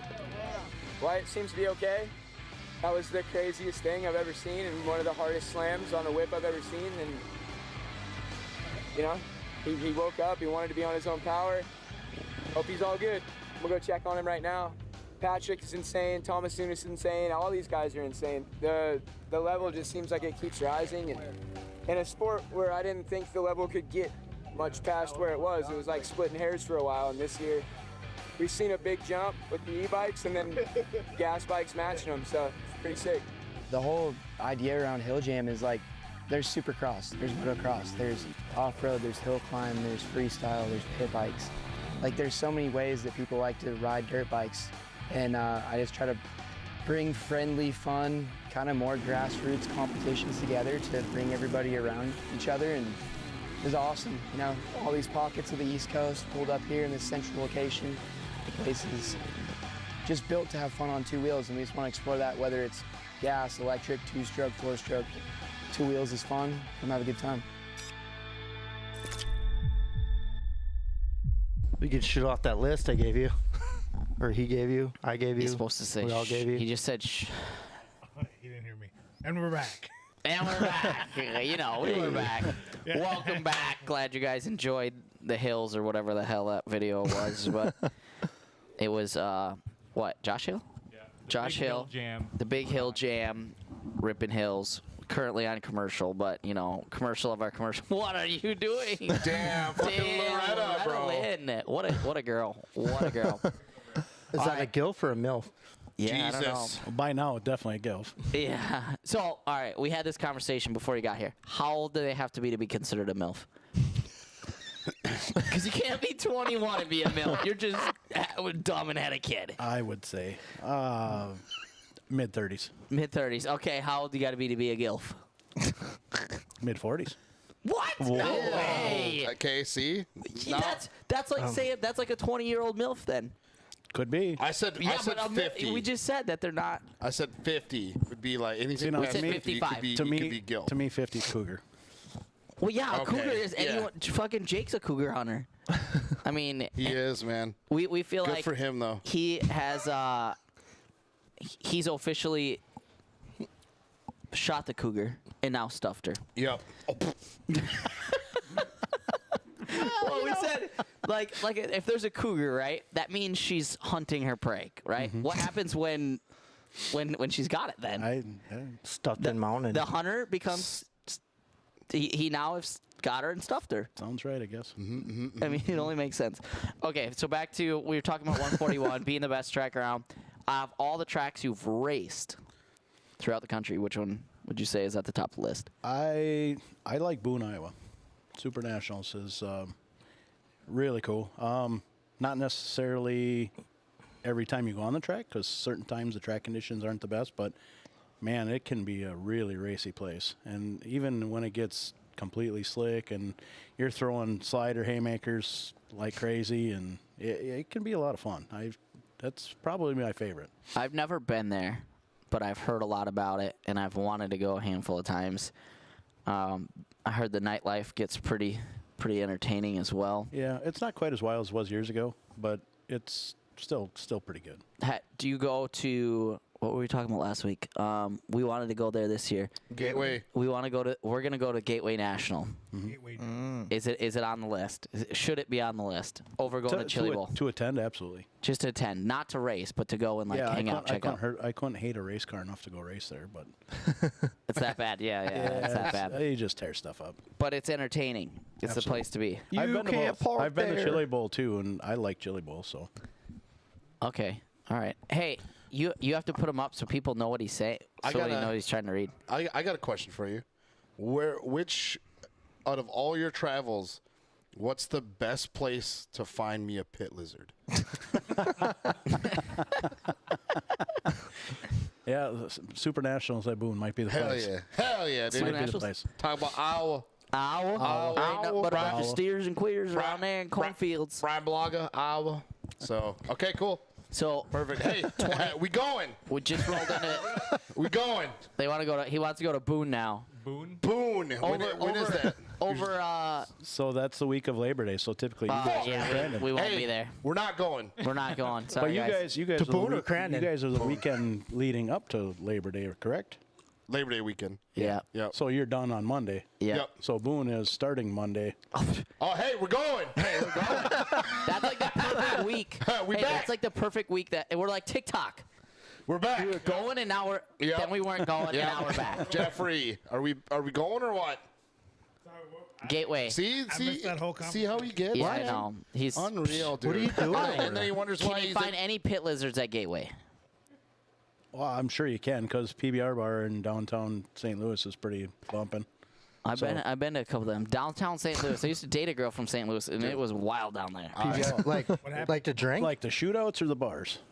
Yes. 'Cause I feel- no, just driving She goes, around. oh Like my just God. driving around. You felt like you had to drive like this That's a rough town. and just look perfectly straight. And if you looked over, you're like, oh shit, Yeah. you're gonna get shot. This was in St. Louis? It's rowdy, Yeah. dude. It's Yeah, like the downtown's pretty rough. Really? it's in like the top 3 most dangerous cities in America. What? Yeah, it was number 1 for a long time. No shit. Huh. What are you trying to say, Jeffrey? Chirac. Chirac, he goes. Chirac. Chirac, Chi-Town, Chicago. Chi-Town. Okay, so Chicago. rolling on to 2025, what's your schedule look like? What races are you planning to attend? And was there a 10,000 to win or 100,000 to win stock car race this year? Wasn't there a big one? Yeah, there was one it was at Farley last year. This year it's going to be at Fort Dodge, Iowa. And what was it to win last year? 100,000. 100K. Yeah, and that's 100,000 again this year. So I'm pretty sure we're going to. I'm out here racing for 1K. If I win the championship, bro. Sorry, I'll probably get banned from Champ Offroad for saying that, but Yeah, and then we'll be back 14 hours later. yeah, dog. I didn't realize what, Like TikTok. what you said until it kicked in. I'm like, oh god. Yeah, just like TikTok. Hey, man, we're all about that return. You Yeah. know what I mean? Return of the Jedi, return of the Mac. And we're back. And we're back. Did you go last year? Yeah, to 100K? we did. What was the outlook on it? What was the pros and cons? I'd like to see. The track wasn't very racy, I didn't think. It would go from slime to slick and then one lane on the cushion, and it just wasn't very conducive to passing. You know, and I don't like to whine about racetrack because everybody's got a race on it, but it just wasn't very racy, I didn't think. So I'm excited to see it go to someplace different. And I've never been to Fort Dodge, so, you know, we'll see how that goes, I guess. Okay. I got a question for you then. Obviously, you know, you've been around, you know, a lot of places, you've won a lot of races. And just from, you know, listening to what you've said about kind of your racing style, how is it that you're able to then win as many races with how you're racing? Because, like, obviously That I was know. a dumb question. Hold on. You should have seen that. Hold on. You said it, and they all looked up and looked at you with this look on your face. I'm getting there. Hold on, I'm getting there. We're gonna rephrase Because the way you're able to kind of like you said is racing clean. You know, it involves a lot of obviously not hitting or touching. But from where we're from, there's a lot of like leaning. You know, what I mean, there's a lot of putting doors on people, kind of nosing your way in. Sure. So for me, like that's kind of how it seems that a lot of people will kind of get by or pass people in the realm where we come from. Right. But from your realm, you said that you're clean and you're able to get all these people. Is it that easy for you to be able to go around and pick people off, or not? You don't even have to not always put a door on somebody. So I guess then, yeah, then what leads to all the wins that you've accumulated, and what do you credit to? I don't know. I guess it's hard to say. Track conditions a lot, you know, in my younger years, I feel, because I wasn't as knowledgeable. Say 15 years ago, you could will a car to win. Now you can't, because everybody's so close and so equal, and technology has cars caught have up gotten so much. a lot better. So, you know, before I thought I could drive better than lots could, and I credit, I guess, a lot of it to that. Now it's getting harder because everybody is good and all the equipment's so good, and it's just making it that much tougher, and you have to be that much sharper, and you have to be that much more on top of your setup. So fortunately, I've been racing a long time and have tried a lot of things, and the different classes I've raced kind of gives me maybe an edge, I guess, over some of the other guys in the class, because there's so many different things we've tried already.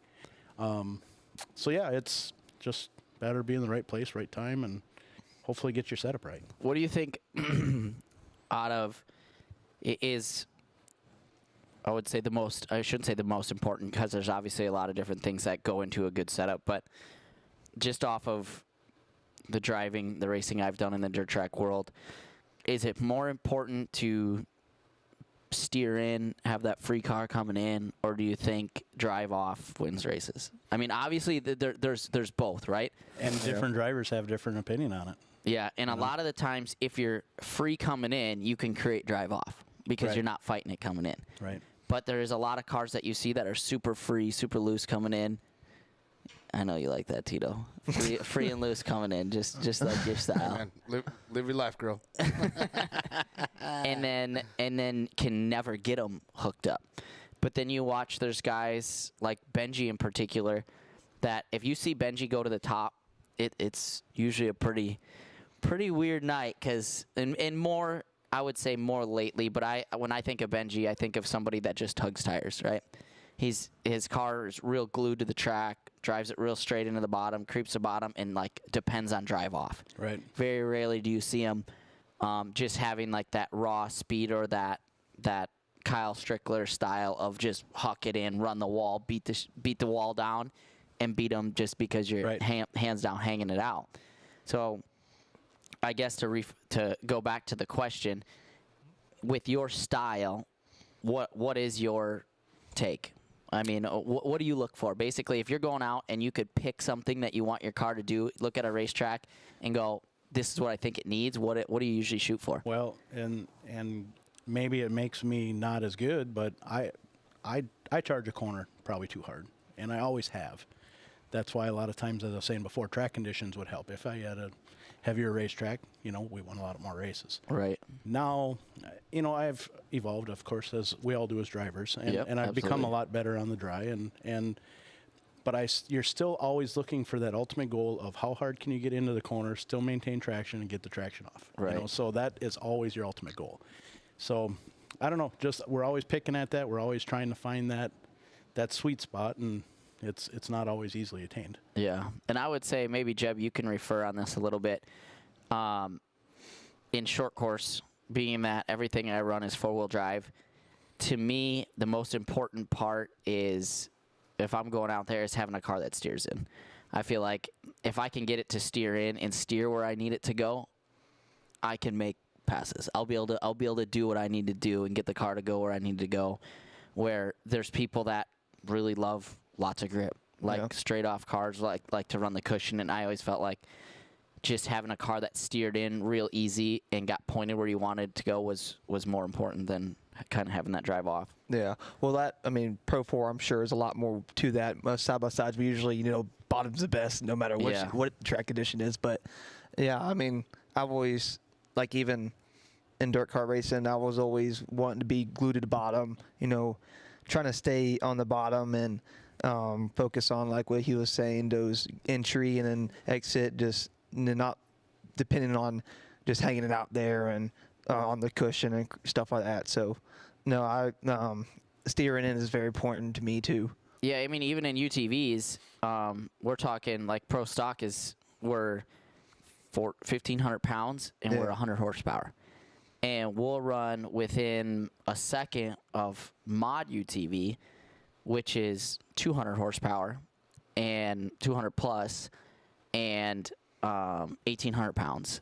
And then with pro mod UTVs, we'll run as fast, we'll qualify real similar to Pro 4 lap times, which is 900 horse, 4,000 pounds. And they all drive completely different. The UTVs, the stock class, it's like driving a go-kart. The whole goal, and it's probably a lot more similar to maybe a sport mod, is to be able to just not slide. Right.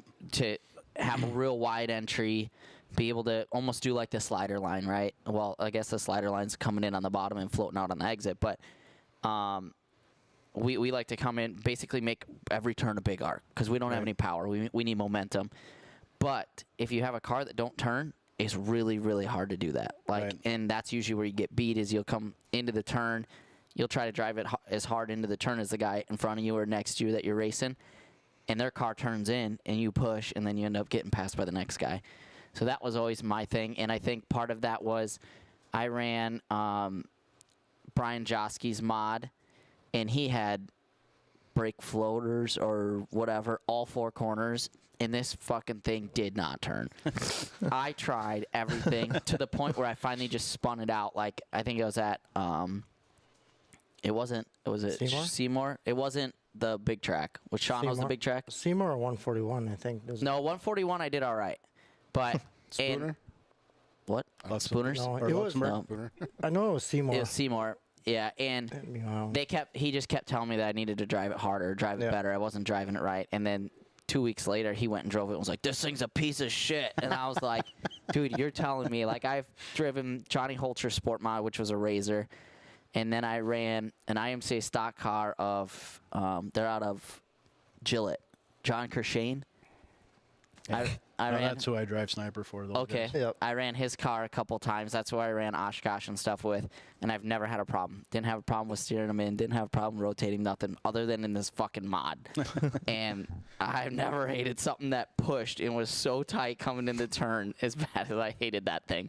Because if you can't get it to come in and turn and do what you want it to do, you look like a complete idiot. To be fair, we go riding snowmobiles with Brian, and he says the same shit about snowmobiles. So yeah. I mean, we built him a couple UTVs, and it was the same shit, right? It was, but anyways, so back to your schedule. We kind of cut it short. We started talking about the 100,000 to win race.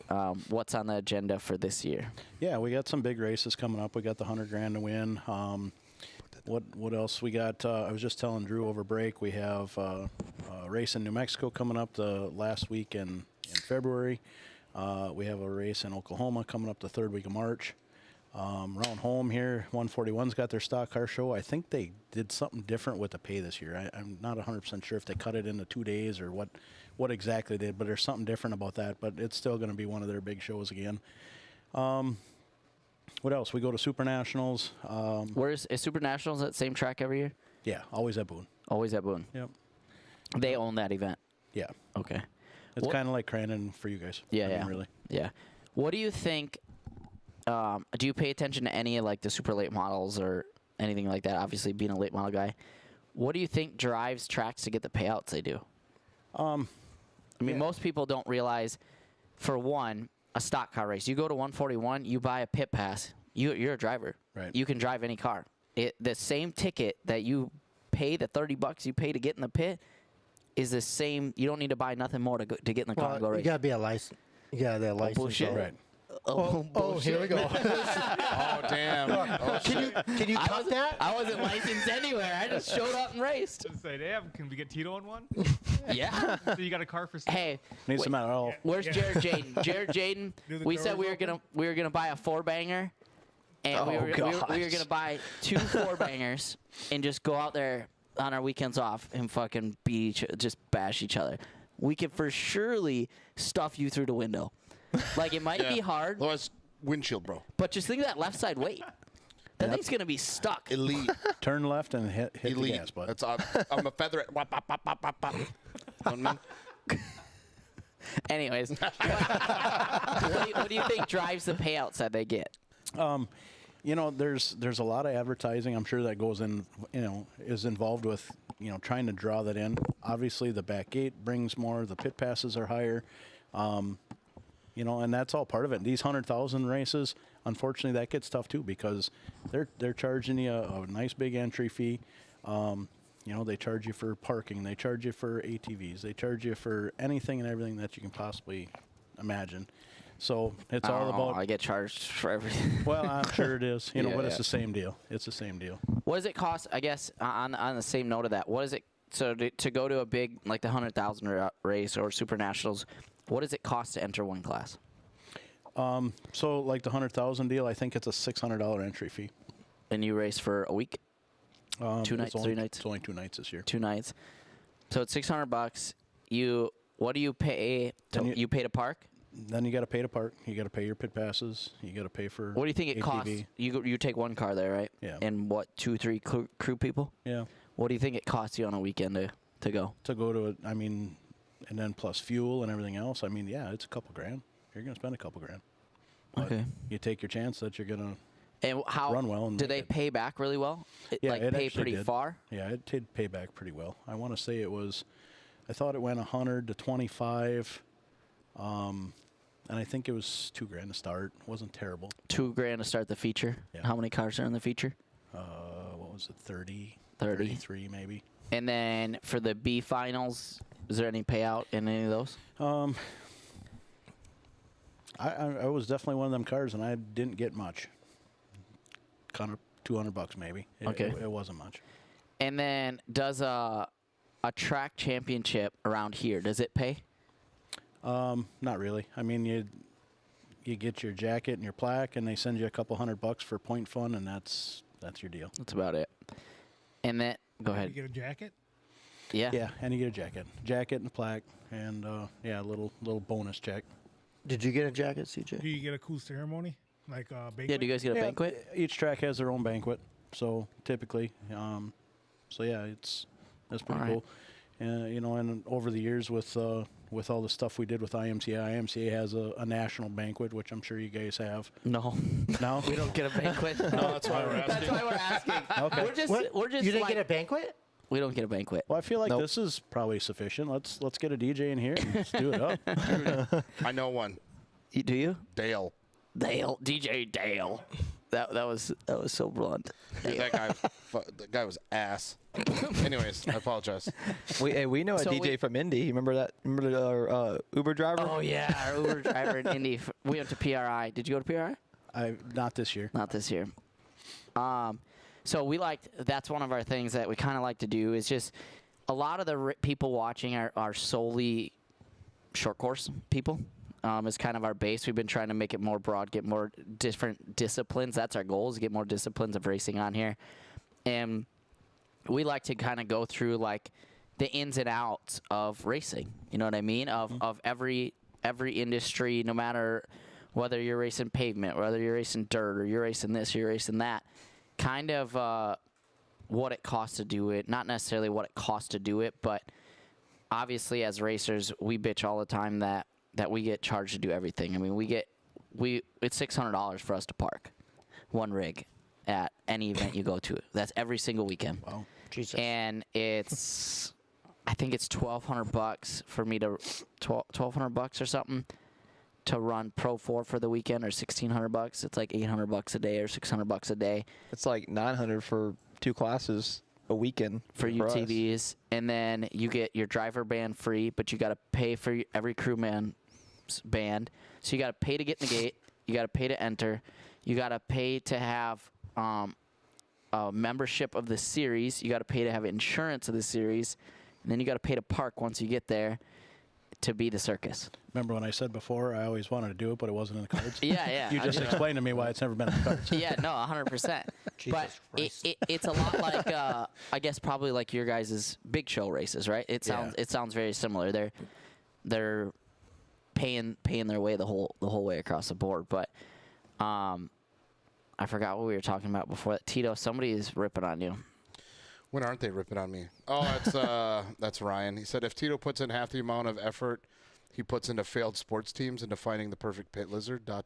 You know? And Jared agreed. He's not wrong. Because hey, there's options out there, bud. Here's the thing is I'm a faithful guy. You know what I mean? I'm loyal. Hey, here are my teams. I'm sticking with them. What? Faithful, loyal guy, man. Team since birth. Stuck with them through thick and thin. Dude, you get into one of those little 4-bangers, say, hey, I'm a racer. Dude, just walk around with your driver's suit on. That's what they all do. There Make sure we get you a 2-piece. We'll like shrink the top piece, let a little bit of underbelt hang out. Dude, I'll fucking rock the gut. You'll fit right in. Dude, we used to do that in college. We had big gut Fridays. We'd do walkthrough. You know what for you our do? game. You know what you do? You roll up. You take a picture of this, and then you put right on the side of your car, Tito, the podcast star. There we go. There we go. There we go. That's it. Chicks are flocking.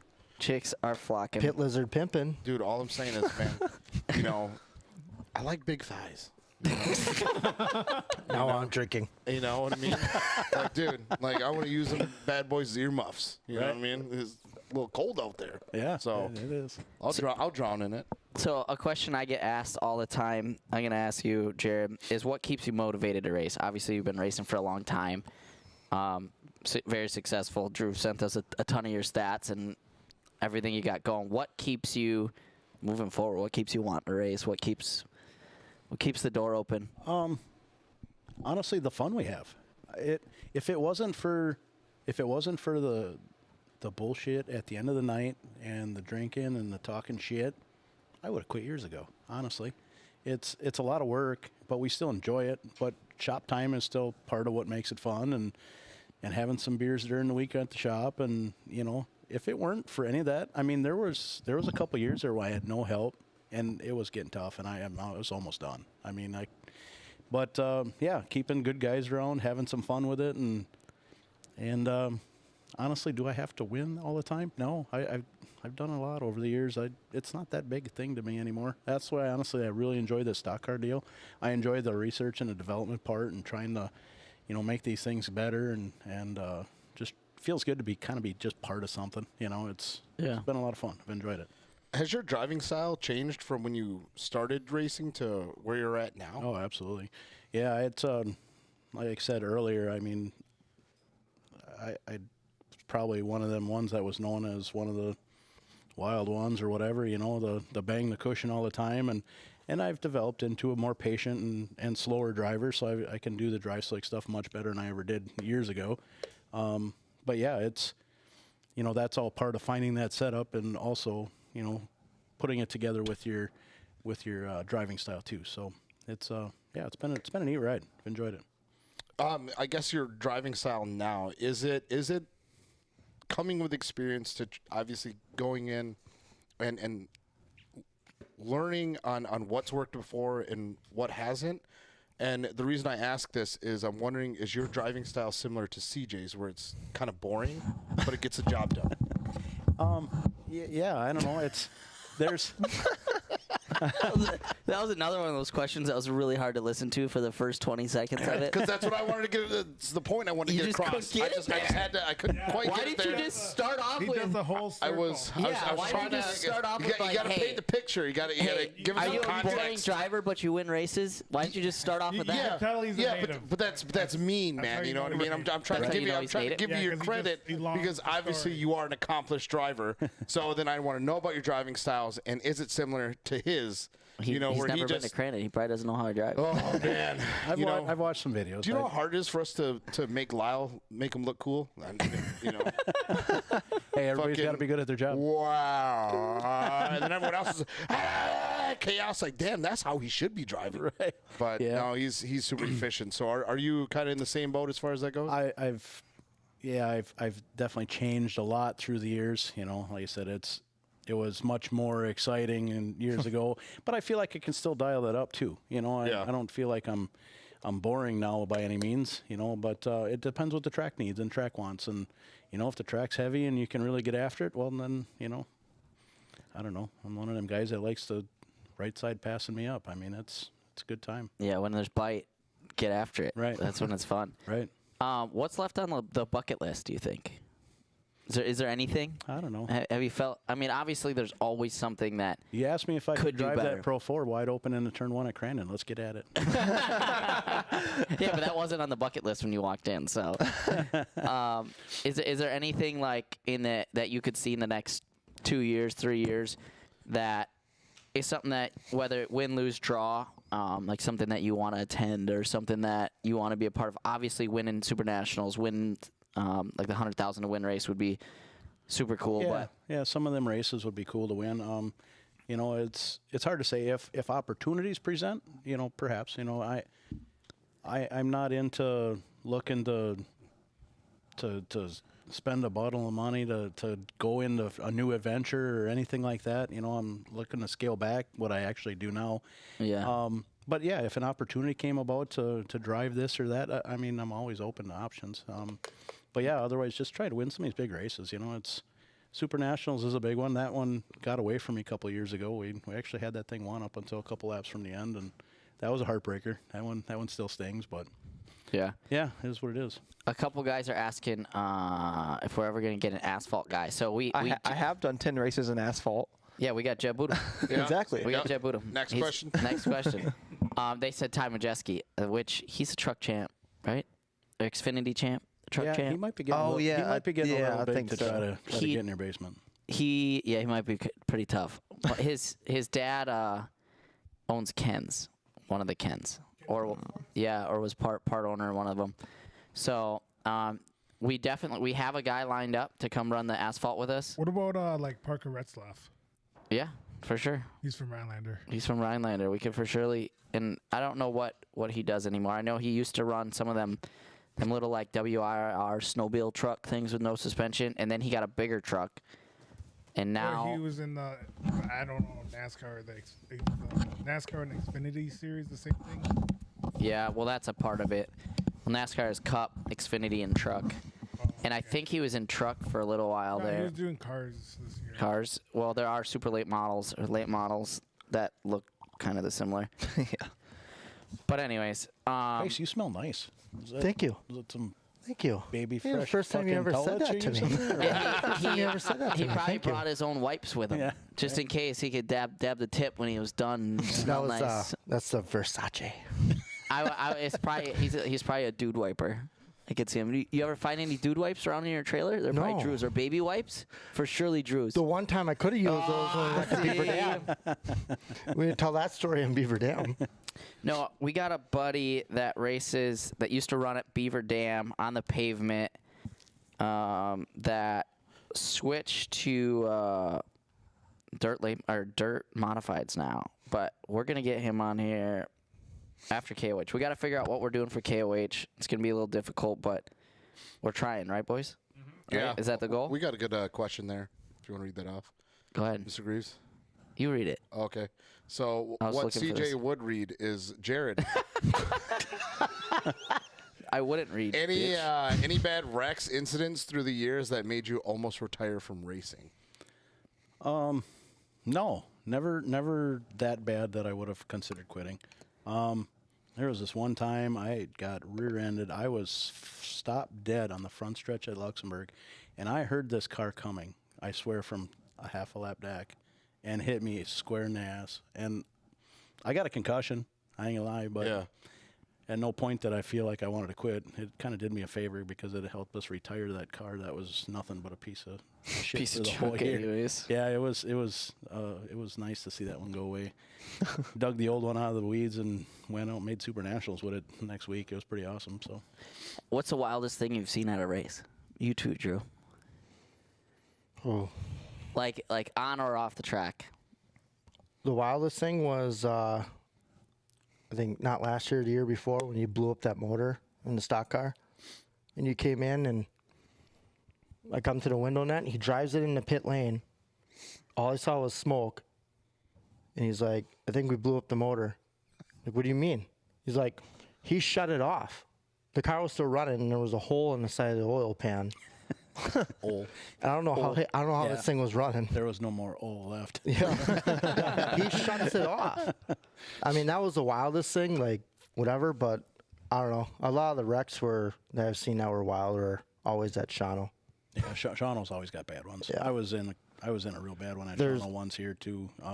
2001, I had a brand new car, and I made it in through the B, so I have to start in the back, and it was dusty. We come out of turn 4 for the green, and all of a sudden there's dust, and next thing you know, there's a car flying through the air at me. All I see is a fuel cell coming at me, and it just completely wiped out the car. Did it start on fire? No, it didn't start on fire, but it ripped the rear end out through the fuel cell, and I laid dead in the track. And car didn't even belong to me. Grown man crying right on the racetrack, right then and there. Man. I'm like, how am I going to pay for this thing? Because I was pretty young at that point. So, damn. But yeah, that was probably the worst one I was in. Shawano's got a big one almost every year. Yeah. That was the big one right away the first night. Yeah. They're always the ones that are at Shawano. Benny thinks Retzloff's running Xfinity. JD Media said, is Impulse going to KOH? Well. Nope.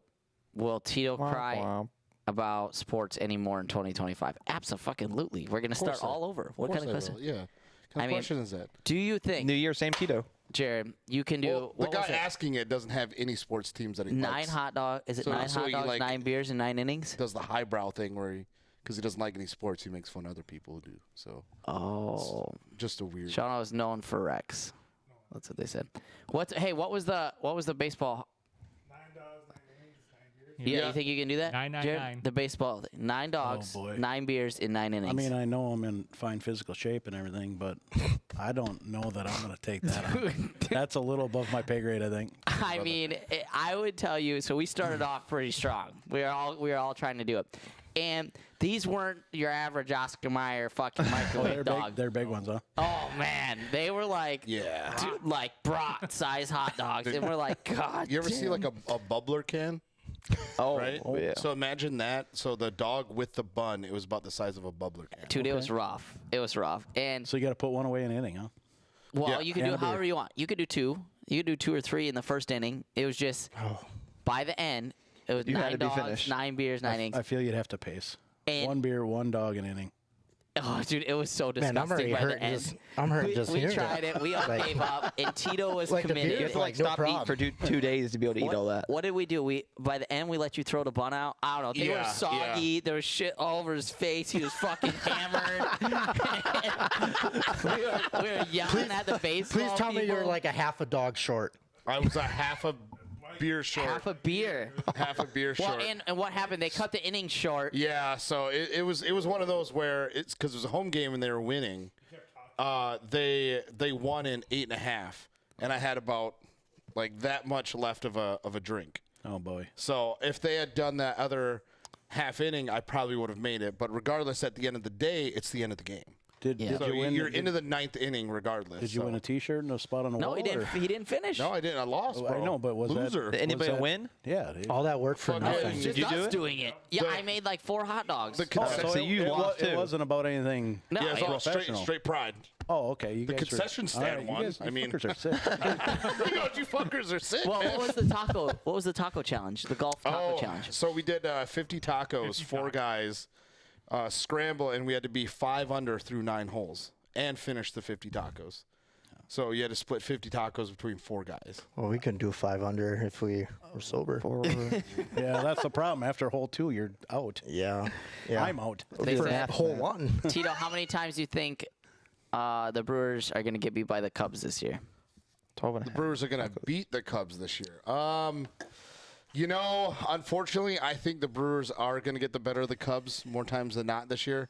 I'm just hoping that the Cubs games I do go to, I'm hoping that they do beat the Brewers. Man, I was impressed the Brewers were as good as they were this year. So, I know, but the Cubs are still, I don't know. So are you a Cubs guy or Brewers guy? I'm one of those really weird Packer and Cubs guys. So I'm Wisconsin and everything, but growing up, long story short, we'd go down to Milwaukee, which was like a 4-hour drive, and I wasn't even a big baseball guy.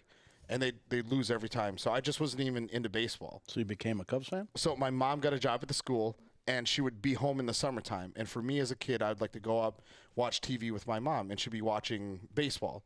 And I was like, oh, well, I like every team that my dad likes. I'm going to like my mom's team. And as a kid, I didn't understand the Brewers-Cubs thing. So I was like, you know what? It's my mom's team. I don't understand it. It's my mom's team. I'm going to stick with this team because my cousin was a big bandwagon jumper fan. So I'm like, I don't want to be like him. I'm going to stick with this team. And then I learned more about him, and I was like, fuck. I was like, damn, I think I picked the wrong team. But I'm like, dude, I got to stick with it because it was a nice moment for, like, me and my mom to be on the same side because otherwise it was always me and my dad. Sure. All Wisconsin, everything. And then it was a thing I got to have with my mom, and I just stuck with it. And it's paid off, and I'm sticking with being a Cubs fan. Has it, though? It has once. 2016, that was a great year. That was where I learned my lesson to take the day off the next day because I showed up and I was a sack of shit at work after they won the World Series. Always take the day off. Dude, thankfully my boss had a meeting down in Chicago, so I was in the office by myself, and I was just the maintenance guy came in. He goes, "You smell," and I was like, "What?" I'm like, "Dude, I took a shower." He's like, "No, I can smell like the stale beer." And he's like, "You should probably lock the door." I was like, "Okay." So I kept the office door locked. So like nobody, if you needed to come in, I would like meet you at the door, and I'd be chewing gum. I was like, "Hey, like, what do you need?" And they're like, "Oh, is your boss here?" I'm like, "No, she's not. I'll give this to her." Okay.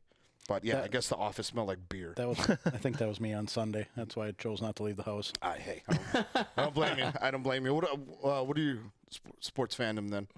Brewers. Brewers? Yeah, Brewers, Packers. Watch the Bucks a little bit. So Gotcha. I like the home teams. So yes, I will be crying in 2025. Okay. Hot Carl. Jeb, do you know who Hot Carl is? Who's Hot Carl? Is Hot Carl still a thing? Not as much. He's still doing some videos, but not as. Did he just get a sponsor and he's better now?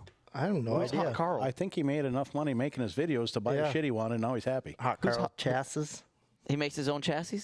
I don't know what the fuck he was doing. No. I think it's on his shirt. I know. Yeah. And he was some hillbilly. I did drink. He made videos. I did drink with him at PBR bar. Yeah. Did he have one of those stock cars he was talking about? Stupid stock, he called it. Something like that. And the only guy that's more anti-crate than me. Yeah. Yeah, that is true. That is true. Do you think dirt oval racing, which some people, some tracks allow sticks, fucking signal sticks. Signal sticks. Some places don't. Tommy sticks. Do you think it would be better if you had a spotter? Do you think the racing would be better overall? We can have it. You guys can have a spotter that can talk to you? Not to talk to us. Well, that's what I'm saying. Like a legit spotter that can talk to you.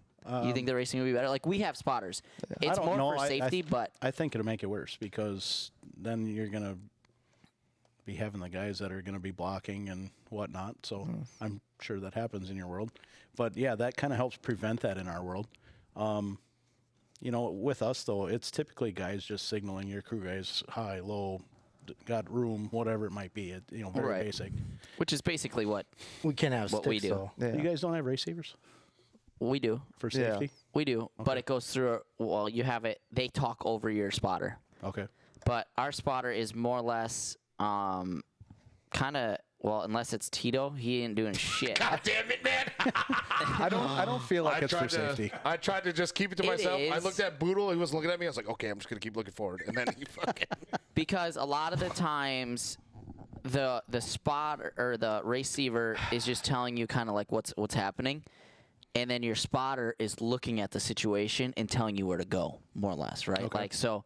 But people use it in many different ways. Yeah. And because we have jumps, if you don't know there's someone next to you and you jump across the track and he's already there and you don't know he's there, it turns into really big crashes. I feel like it's definitely good for a safety. double-edged sword. But yeah, correct. Like I feel like when we used to race dirt oval, I didn't have spotters either. We could have those sticks, but never had a spotter. And I feel like it teaches you to be more aware of your surroundings and not,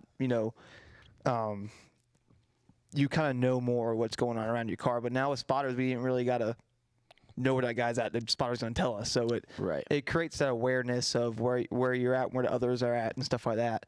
But I feel like I don't know if off-road could not Function have without it, yeah. because not only are we all used to it, but like I said, jumps and sometimes we can get a little more sketchy on the track sometimes than dirt oval as well. But yeah. And I think it's mainly more of a safety thing. And I think it all depends on your perspective of the way they use a spotter, right? Correct. Like it's a double-edged sword. There are people who block, but you end up using it against them anyways. You know they're going to block you, right? So you can basically set them up backwards. It's one and the same. The people that are gonna block, they're gonna block, and eventually you end up using it against them anyways. The only positive I could see it is there are days that I think maybe, like for us, if you're a lapper, if you don't see the flag, you got someone in your head saying, hey, the leader's coming, and then you know where they're going. Where there's a lot of times, which it's racing. It happens to the best of the best, right? And especially in the dirt oval world, pavement world, smaller track world, that you catch lappers and they fuck you over. I mean, look at Vince Freezy. Sucks ass, always in everyone's way, doesn't fucking move. Supercross guy almost took the leaders out. Had a lap's worth of blue flags waved at him. Still almost took out the two leaders battling for the lead.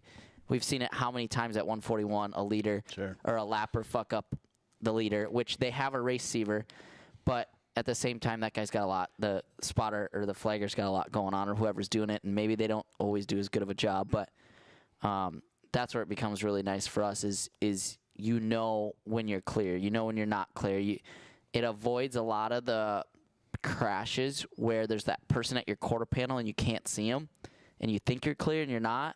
I think it helps avoid that. Yeah, well, that would certainly help us too, because there's instances like that. I just had it. It was really good thought too. All I know is I don't have another drink for you. You were looking at Drew to say something. No, because I gave it to him. Can I get that back, or is that too soon? Hold on. You said I'll bring the beer. Okay, you guys talk. I did. I brought it. It's gone. I gave it. In there? No, I gave it to Hugh. Can I get it back? Is that too soon, or is it? No, can I get that back from you? There. It's way too far now. Is that an Indian giver? CJ gets back. Is that an Indian giver? I remember what I was talking about. We're talking about Otherwise, if you want to go in my Avalanche, there's more in there in the back seat. What's that? Drinks, beverages. Oh, you'll like those. Beggars can't be choosers. See, this is where they get good. We used to do this for 3 hours because we would bring a 12-pack. Oh my God, dude! That fucker off. That's what I brought. And by the end, it was way better. The stories were way better by the end. You'd have a bunch of twisted. You'd have the lights and the regulars. And you just have stacks of cans. Yep. But we didn't have it on video, so it was a little bit more. It was a little bit more sleek. That's why we got koozies. So getting back to the receivers, that's what I was trying to say. Okay. So the first probably half of my career, we didn't have any receivers, so you had to do everything based on what you heard around you, and you had to depend on the flag man getting the lap cars out of the way. And let me tell you how many races Benji Klaus won because lap cars got in my way. Yeah. He was the beneficial every single time, and we still laugh about it to this day. And we always drank a lot of beers and had fun with it anyway. But man, he benefited a lot from lap cars. But at any rate, a couple of years ago, race receiver changed the sport? I wouldn't say it changed it. I feel like it only helped. It helped, yeah. Keeping cars out of wrecks and making people more aware of lap traffic. Really good story actually. When I have won Dirt Kings Tour race with the late model, and that was the inaugural Diamond 40. And I was leading that thing, and I was honestly really good that night. Our stuff was hooked up, and I'm lapping cars pretty steady. And I come up to lap the guy who the race is put on for. It was Diamond Jim Letizia. He was the next guy I'm lapping. And I got to run out of 4 down at 141, and I'm coming along the inside, and the guy in the receiver comes over, and he yells as loud as he can, what was it, D1, my leader is coming in hard on the inside. I almost crashed just because I pissed my pants listening to the damn receiver. But yeah, that was funny. But yeah, helping get cars out of the way is definitely nice. Yeah, tell him your story. Tito got to be a spotter once. I thought he was a spotter all year. I was okay. Well, so I mean, okay. Long story short, my buddy started racing. Had a This good year. day. Was this the Lena incident? Yeah. Had a good day the first day, but at the start of the year, they'll just randomly put people in, and he was a late entrant. So the next day, how it goes, they would just invert the entire field because it's a sportsman. So that morning we went up, asked, hey, where's he at? Oh, he's not on the list. They're like, okay, well, we'll put him in the back. Okay, hey, man, we're in the back again. Opportunity to kind of get some seat time, pass some people up. And then we're sitting there, and then he comes over, hey, they're moving me to the front. And I'm like, fuck. This guy has like 10 laps in his life, right? And he's leading a field of 27. So now I'm trying to think of how I can get him around this thing, because it's my first time being a spotter too. And I'm trying to giving him everything I've learned at this point in the racing world. So we're getting up to the start. Did you talk about soaking with him or no? No, I did try to calm him down. I was like, there's a couple blondes out here with some big ones. So I was like, hey man, when you're done, win or lose, they're here. So he's coming around. We're like, all right. I'm like, hey man, when you see that green flag, just let it eat. And I forgot that when you're leading the field, you set the pace. Well, you start the race. You start the race, and I forgot. I'm like, he has the slowest all-time start ever. I told him, hey, you wait. I'm like, bitch, you wait till you see that green flag. He's like, I got you, man, I got you. I was like, all right, bro. I'm like, we're so dialed right now, and he's coming around, dude. He gets, and there's a coned area, and he gets maybe about half. People start to anticipate that you're.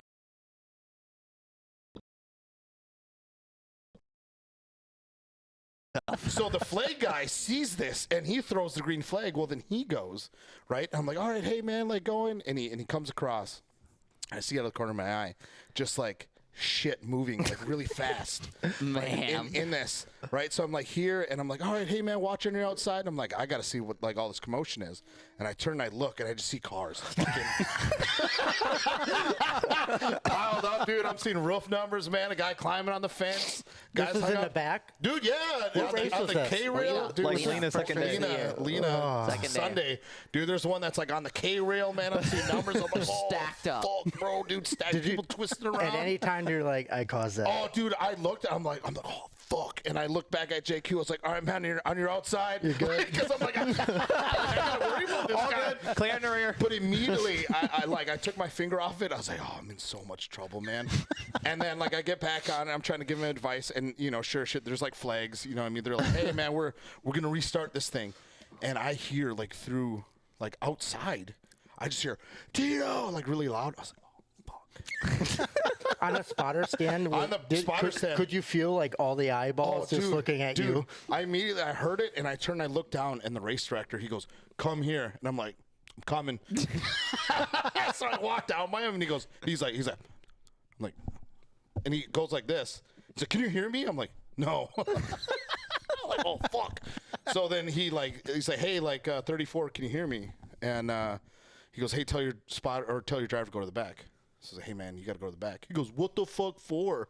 And I was like, I'll tell you after. I was like, I'll let you know after, big guy. All he had to do is lie and be like, yeah, my spotter or my driver can hear you, and he would have got to stay up front. So... But no, he was like, nah, he can't hear you. So, yep. And he goes, you stay by me the whole race. I'm like, you got it. So, yeah. In the principal's office. Yeah. Principal's office. If anyone's looking for a spotter, you know. Learn my lesson. Not the head spotter. Yeah. I learned my lesson. So more of like a, you know, there for moral support spotter. Dude, hey, I was champion all year in his ear, man. Didn't help, but you know what? I was there. What do you think? We get a 24-pack in here. We get Rob Sharapata and Brian Josky. The mortician. Oh, the stories will keep getting better. Oh, yeah, they'll keep getting better. Those two in here together. Oh, man. The mortician. The snowmobile rides with them guys are really entertaining. Oh, I can only imagine. Or nowadays, even the UTV rides with Jarovitz and Brian Josky and all the same guys that run the snowmobiles go up there, and they tell us all the time how they just destroy the trails and go UTV riding up. I don't want to be the guy that's coming at you guys. Have you ever had to get a little rowdy out there? No, so far we've been all right. Really? No, there's been some people that have given us some really dirty looks, and there's been some cussing and swearing on the trail we've heard, and yeah, it's not on the racetrack either. No, well, not so much on the racetrack. I'd like to think I get along with everybody, but yeah. You mentioned that. There's this funny story. So we used to race. My sister and I started in like what we all would be 4-bangers, and it was Honda Civic, VTEC 4-cylinder, front-wheel drive cars. And Haley, this was her second year, and she's won the championship the year prior, and people knew she got all the talent in the family. Huh? Yeah, I guess so. Dude. But that's when I was just starting. So now she was. Shit, he's like, I'm up there now. But no, so. And then my dad got one, and then sometimes I'd switch cars. But there's this one guy that for some reason just didn't like us because we always, were up there in front. And that's a Carolina thing. So they get rowdy down in Georgia and Carolina. They do some weird shit like the squat. Yeah. I don't, but some people. But anyways, no. In this specific track we mainly raced at Palourde, Georgia, it was like a flat track. It didn't have really any banking, so you're usually rubbing a lot, but this guy got to rubbing on Dad, and he was in Haley's car in this race, and he goes to rubbing him down the backstretch, and my dad, if you know how he races, he don't lift for nobody, and he started coming over and over, and then all of a sudden he was that way in the wall and wrecked up, but after the race, we're packing up and everything, and this guy comes over with his radiator, had spray painted Bootle on it, and throws it at my sister. Oh, shit. Yeah, well, throws it at our pits, not really at my sister, because he thought it was my sister. But yeah, that's one of our funny stories about what we were talking about. Dude, we got a radiator thrown at us, yeah. Did your dad go after him? Well, you don't want to piss off he wasn't, that's a bad day. Yeah, it was a bad day. My dad stomped that fool out, man. My dad ran, I forgot whose car it was, but he's ran some of Eddie's cars a couple times.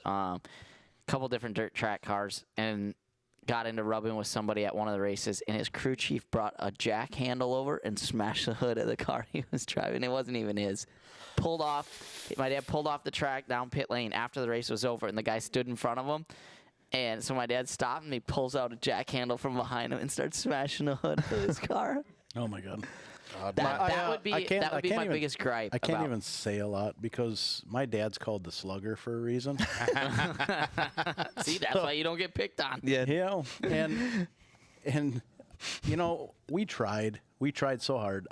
It was always the same guy week after week after week, would wipe me out, would rub me rough, and we told everybody, the flag man, the rep, the promoter, the officials, everybody, anybody that should supposedly see it and do something about it. Well, the night started rough to begin with. We take the green. We're in the very first race. There's standing water track. So the entire heat race does this synchronized slide into the front stretch wall. Everybody's tore up. So I got the whole tail of my car bent over, body hanging everywhere. So we fix it up. We get it together. It's still twisted, but at least make it look like something. I start in the trunk. I pass this guy for third. I'm hauling ass. And I even take an extra lap to pass this guy clean. Never even got close to him. The next corner, Potch dials me. Kane and Baker. Oh man, bigger than shit. And my dad, apparently before I even got back to the pits, had a baseball bat in his hand, and he was at that guy's pit waiting for him to come in. And luckily they got him away from there before the guy came in. Where do you pull a baseball bat? You never heard this part? No, but where do you come up with a bat? You just carry with a baseball Yeah, bat? I had it in a trailer. All right. Just in case. Shit gets Western. America's pastime, bro. So know when a game breaks out. So fortunately, nobody got hurt in that instance, but my dad's had a pretty good reputation about that ever since. Yeah, I feel that.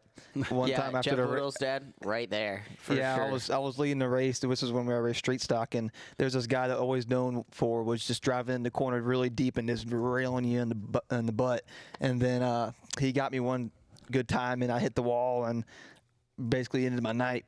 And I come out off the track, and he's already inside the car at that guy wailing at him. So yeah, we've had our to be incidents. fair, I raced with that guy several times after that, and I never had an ounce problem with him again. No, same It's here. odd how that works, He was isn't it? Dad's best friend after that. Yeah, It's funny I how would that works. say out of all the racing I've done, that's the one downfall to some of the local style stock car racing. Is just the people you race with isn't quite like there's just a lot of fights. Like Yeah, I don't know. I don't say there's a lot. Your lower divisions, I feel like there's more. Yes, Your yeah, I your would bang agree. bangers, them guys Yeah. are fighting all the time. It's, Right. It's crazy. Right. Tito's, do you fight or no? I haven't had to. Okay. You know what I mean? He just lays down. You guys get too excited. I usually He just rolls over. I usually make them laugh first, and then there's no need. You guys get too excited. I don't know what you're talking about. Yeah. But I would say, like, yeah, you get up in the higher classes, yeah, you don't see it near as much. No. But what the couple races I did go to, and when I used to be like more involved, the lower classes, there's always some people fighting down there within it. Jeb, we missed one. Somebody in there asked Mr. Jebu, how is the new 25 XP test and tune going? Great. I mean, I'm super happy with it. It's definitely a big change. And but Dude, worse CJ than a and woman. CJ and Devin did a good job on it. And but yeah, we went out to Durhamtown. I think it was the weekend after going to get more beer? after Thanksgiving weekend, and of There's more the beer Durhamtown upstairs in the race. fridge. Hey, I'm trying to talk. You're interrupting me. Thank you. Thank you. I'm like, man, I wonder how Jeb's gonna handle this. Poor Jeb. But no, I mean it was great. Like we were talking about earlier, when I was talking about like a car that really drives into the corner and gets down, I can drive in hard and stay on the bottom. I feel like the Polaris fits more of that driving style for me. And I'm in the Yamaha, you usually have to throw them in there, hang them out, wah, bah, bah, nah, nah, you know what I'm saying? But I feel like I can, drive in the corner, stay right on that bottom, and then come right out how I want to. But no, it's going good. I can't wait for him to finish my Pro R whenever he gets started on that. Yeah, But, whenever. Whenever. Yeah, whenever I'm not busy. I mean, you have all the time in the world, so I Right. don't know what you're taking All the so time long in the for. world but lately. No, but yeah, I'm super happy with it. When a guy's come off the course, have you ever just stood there and been like double finger? Not as much now anymore. Oh, okay. Not anymore. Oh, so he has. Yeah, in years you have. past. I Yeah. mean, when I was much younger, I don't. I try not to get too mad anymore. It's Yeah, I mean, Nine times out there's of another 10. race next week. right, and 9 times out of 10, guys aren't trying to destroy your shit anyway. Yeah. Right. So If you were They like just suck. 16, like would you ever like just double bird somebody? Just like At there's been 16? a time or two. yeah, like 16 or 17. And I used to have. Mine was single. I didn't double. Mine was one. Would you ever just want one hand? Like, Oh, like- sure. Okay. Yeah, if See? you got it coming. We're not all a bitch like you. I'd have doubled up, bro, man. You only did No, you one. wouldn't. I'd have told No, you you wouldn't. fucking suck it, bro. No, you wouldn't. I did. No, you didn't. I'd shout at you. No, you didn't. I would. No, you But wouldn't. boo this man up on stage. That's boo. all you got. And then you're like, Tito will just have a and then 20-year CJ's like, I didn't even know I couldn't even hear these people boo. I'm like, oh, To be fair, it's a lot more fun to drive by a guy that did you dirty. I okay. think. Oh, absolutely. And then wave. Just wave. Yeah. I'll sign it later. Tito used to hate me. Used to. Yeah, like wouldn't even talk to me, Nope. booed me, hated me, and now here we are. Right on. So All it's because come. of fucking Jeffrey. Oh, it's coming. Oh, It's come dang, along, the guys. hatred. Fucking Jeffrey made me grow up. Made him grow up. Could have hated life the whole time. Yeah. I made you love him. I didn't make you hate him. What's your most Johnny G. memorable win Johnny G. or memorable race moment? We'll call it that. It doesn't even have to be a win. Memorable race moment. Waste. Waste. Waste. We're gonna go wasting. It's real waste here. We're going wasting.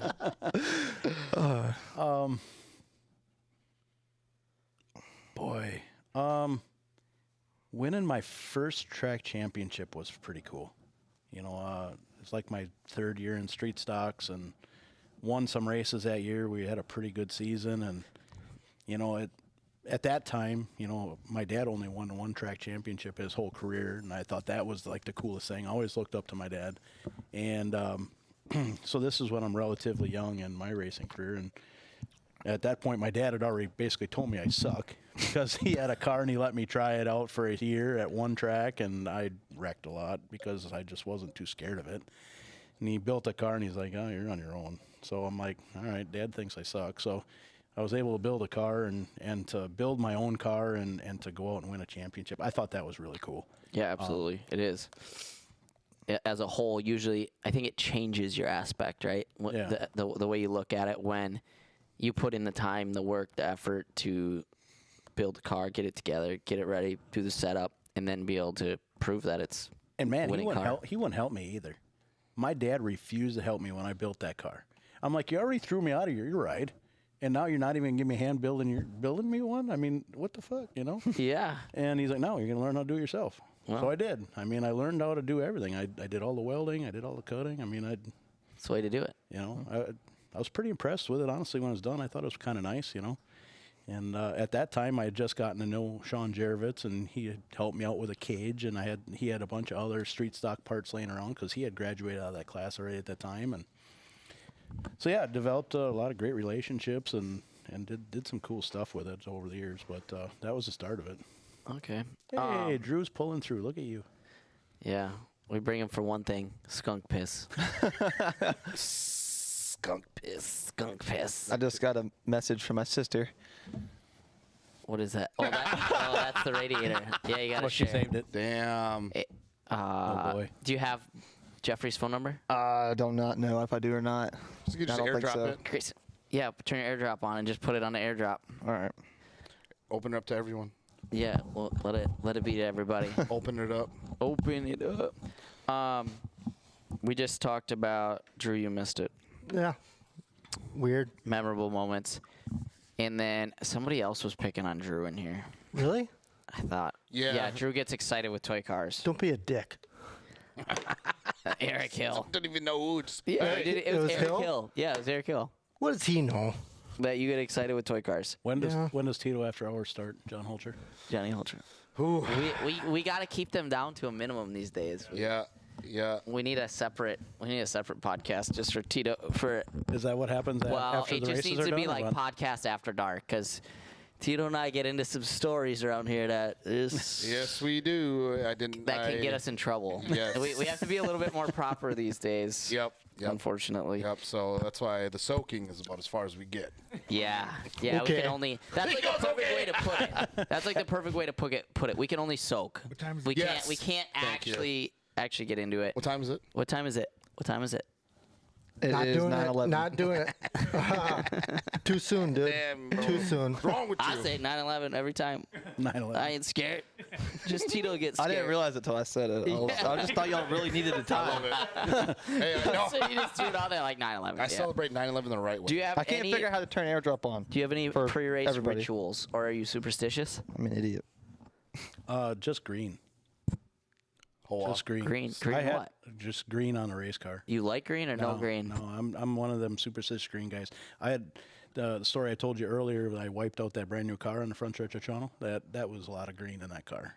So now you know So green. when I put it back together, it wasn't green anymore. Oh, that's fair. I never heard that. Someone said, "Are you coming to Eagle River Raceway this year?" The Dust Bowl? We did go to Eagle River, ran the stock car show a year ago, and my only complaint there was they had too much mixed rules going on with street stocks and stock cars and no policing of the rules. I didn't feel, and so maybe now that it's going to be all stock cars, maybe we'll look at it. There's the radiator. On 4th of July again. It ain't even bent. I mean, to me, that looks good. I think it was the next night of racing. I think, but it was something like that. That was too long ago. But Was yeah. it reusable? That's I mean, hilarious that she just stands there and poses with it like, yo. Oh, and then when she won that championship that year, she has we made like a little poster, and she posted. She put the radiator next to it too. So we got plenty of pictures with it. Was the radiator usable? That's what I'm asking. No. Shit. Eric Hill had another was barking on there again at you, but I can't see it. Come on, bro. You have one job. Wow. Why are you looking up there? Can you not see it on your computer? Day one shit. What did the wall ever do to you, Drew? That is true. Fuck that wall. Did you know that Drew has gotten so mad driving RC cars, he turned around and punched a hole right through the drywall. That's why we call him Drew Haymaker Hessil. No shit. He keeps that right hand locked and loaded. See, don't fuck with him. Locked, cock, and ready to rock. Yeah, you leave your RC cars at home. Don't be bringing that negative energy around the shop. Yeah. I haven't. I've been keeping it on the low. The only time that I've freaking calmed down was the night at Eagle River or Beaver Dam. Do you have any kids? I was a little excited then. No. My girlfriend has a 14-year-old and they live with me, so that's as close as I get, I think. I'm past that age of reproduction, I feel. Yeah. All right, is it a boy or girl? Boy. Boy. Is he going to race? I hope not. That was going to be my question. I can't even get him in the shop to like turn wrenches. I mean, he's tuned with the Xbox and I don't know. TikTok. So that is tough though, right? You know what I mean? Kind of being a stepdad and seeing some of that, you know, where they're always like on like their iPad or whatever, and then they're just like mindlessly there, and you're like, you know, and break you out of that. But I try to do my best with it, but it's I try to find every reason to punish him so I can take it away. Thank you. Because yes, he's on it entirely too much. Yeah, was he any different when TikTok was shut down? No, I don't know if he's on TikTok at all. So as long as he ain't disrespecting his mom and he's getting good grades, I'm fine with just about anything he does. How do you feel about his mom? Is she a bitch or? how do I feel? That's his girlfriend. Or I mean his dad. I mean, how do you feel about his dad? His dad is not a good person. Kind of a cockbag, right? Yeah. Yeah. To be honest. We're getting deep here, huh? We don't even. Because he's all getting pointed at Jeffrey, and you guys don't even see it. I'm relating to you, right? So I had never intended to be a stepdad. Right? Never intended. Your right? uncle. I'm always trying to be, you know, like with somebody who doesn't have kids, and then I end up being a roommate with Jeffrey Keeble. Right, and he's got a 7-year-old. Who's his cousin? Yeah, my cousin Jeffrey, and then he's got a 7-year-old, and you know I'm a stepdad essentially at the end of the day. You know what I mean? Uncle Tito. Hey, Uncle Tito. Hey, can you drive my kid to gymnastics? Hey, can you make Leon the nuggets and the tots? And then he's like, oh, the baby mama's a bitch, and I'm like, bro, goddamn, man. So then, like, I'm getting all this stepdad shit, and I'm like, I worked so hard to not be it, but here I am. Like, I love him, I love the kid.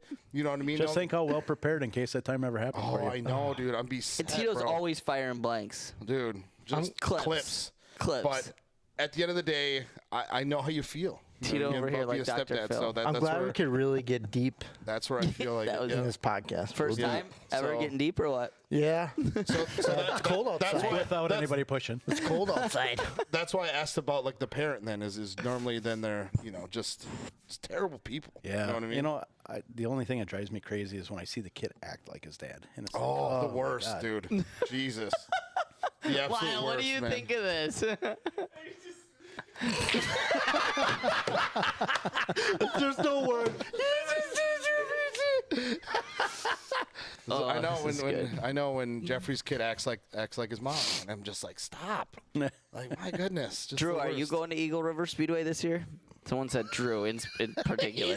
Thank you for changing the subject. Probably, if the dates line up. I'm usually there. I'm usually there when the dates line up. When I don't have my kids. Have you ever been on a podcast? I don't think so. Have you ever listened to a podcast? Yes. Okay. Well, that's pretty good. Yes. A lot of people that we've had on have never even listened to a podcast. So. Oh, yeah. A podcast. A podcast. Wasn't like Benji. We had to like tell him what. Yeah, he didn't even know what a concept of- podcast He's was like, or well, what you it was or how you it can works. swear on these things. Yeah. Yeah. Fucking right. Well, we're getting to the end of our time limit. We're 2 hours and 18 minutes. You forgot in. the Yeah, we got one more segment. We got one more segment for. It's gonna be can you pronounce Wisconsin City's Jeb Bootle? Yep. Jeb y'all Bootle got edition. y'all got a list or what? I think Jeffrey's got it. Okay. Oh. Oh my gosh. Yeah. Yeah. You're fucked. We're gonna start at the top. We gotta get the background story while we're doing this. Cause we're riding, we're going to get eat, me and CJ, We're going and to we get passed what's the city name? I can't even. Oshawamana or something like that. And I pronounced it. I'm like Oshawamana. He's like, what? I don't even remember. Ashwaubenon? Yeah, Oshawamanon. I'm like, oh. And he said, we got. But yeah, We gotta do a segment because Wisconsin has some good ones. So we'll start at the top. Oh, we know O's are fucked. All right. Otagami. Tagami. Outagami. I don't know. What is it called? Outagami. Yeah. Outagami? I was close. All right. Perry to Chun. Perry to Chun. Prairie to Sheen. Perry to Chin. I didn't even know how to say that one. All right. Wakanaki. Wakanaki. All right, I had to be close on that one. Wanaki. Wanaki. Wanaki. Wakanaki. He goes, I was close. All right. Kakana. Cock on a what? Cock on a horse? Cock on a dog? Cock on a who? Was I close? No. What is it called? Kakana. That's where your ex-teammates are from. Rod Nolan. Well, I thought that's Appleton. Well, I think his close. shop's Yeah. technically Not in way Ann there. Arbor. Oh. Okay. We should get this one. Minomani. Minomani. Minom. Was I right? Menominee. Menominee. Yeah. They're broke. They're broke. So you announce it right. Menominee. Is that ES? Is that Mino ESL? Bunny. Yeah. They broke. I don't want to try this one. Why y'all walk? Why? We are. Oh, you had it the first You time. had the first time you were close. started good the first That time. was the first time. Waiawega. Waiawega. English as a second language That in South sounds Carolina. very close to something else. Right? Akanamakawa. You know, that sounded more native than what it was, bro. Akanamawa. There's too many O's in there. Akanamawak. Is that right? Close. Oconomawalk. Akanamawak. Closer than he was. Akanamawak. Lola. Huh? What? I don't think he knows Lola. what the first one is. The first It's letter an I. is an Oh, it's an I. I. It looked like an L. Oila. It's not O. What is it? Iola. Iola. Gillette, like Gillette shaver. Close. Gillette. Gillette. Wakashia. No, Wakisha. Wakisha. Yo, Waukesha. Get over here, girl. Wakisha. It's not the stage name. Waukesha. Baraboo.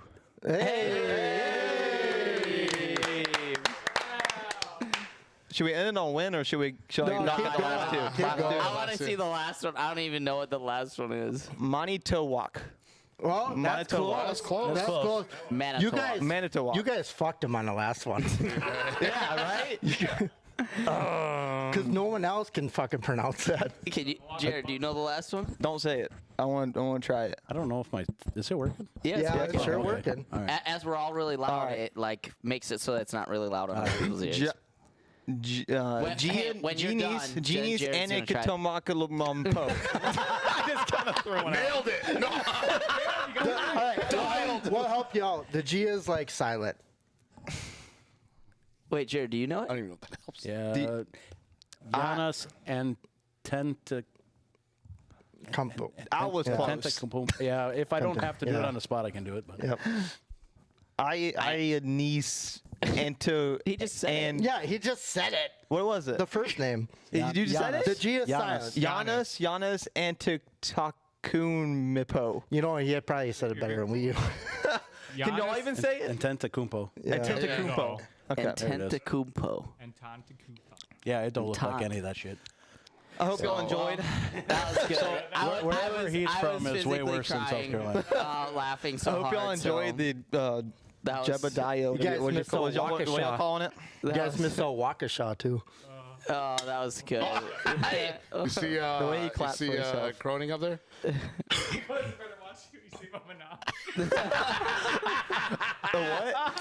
We'll Damn, watch we his got, mouth a, about we, got a, Menominee. we got a Menom in here. The way he claps for himself. Yeah, man, about to get stabbed up on that first race, bro. I was happy. I don't know, Eric. I was happy. I got one right. Okay. You got one right. That Yeah, was good. hey, we got one right. That's all Cold that blade matters. in the body that first race, bro. Tell What? me, man. What are you barking about? She's gonna roll up, man. She's gonna stab me in the end. These are just Tell as me right now. bad as Ashwaubenon. All right, everybody, guys, girls, we love you all. Thanks for tuning in.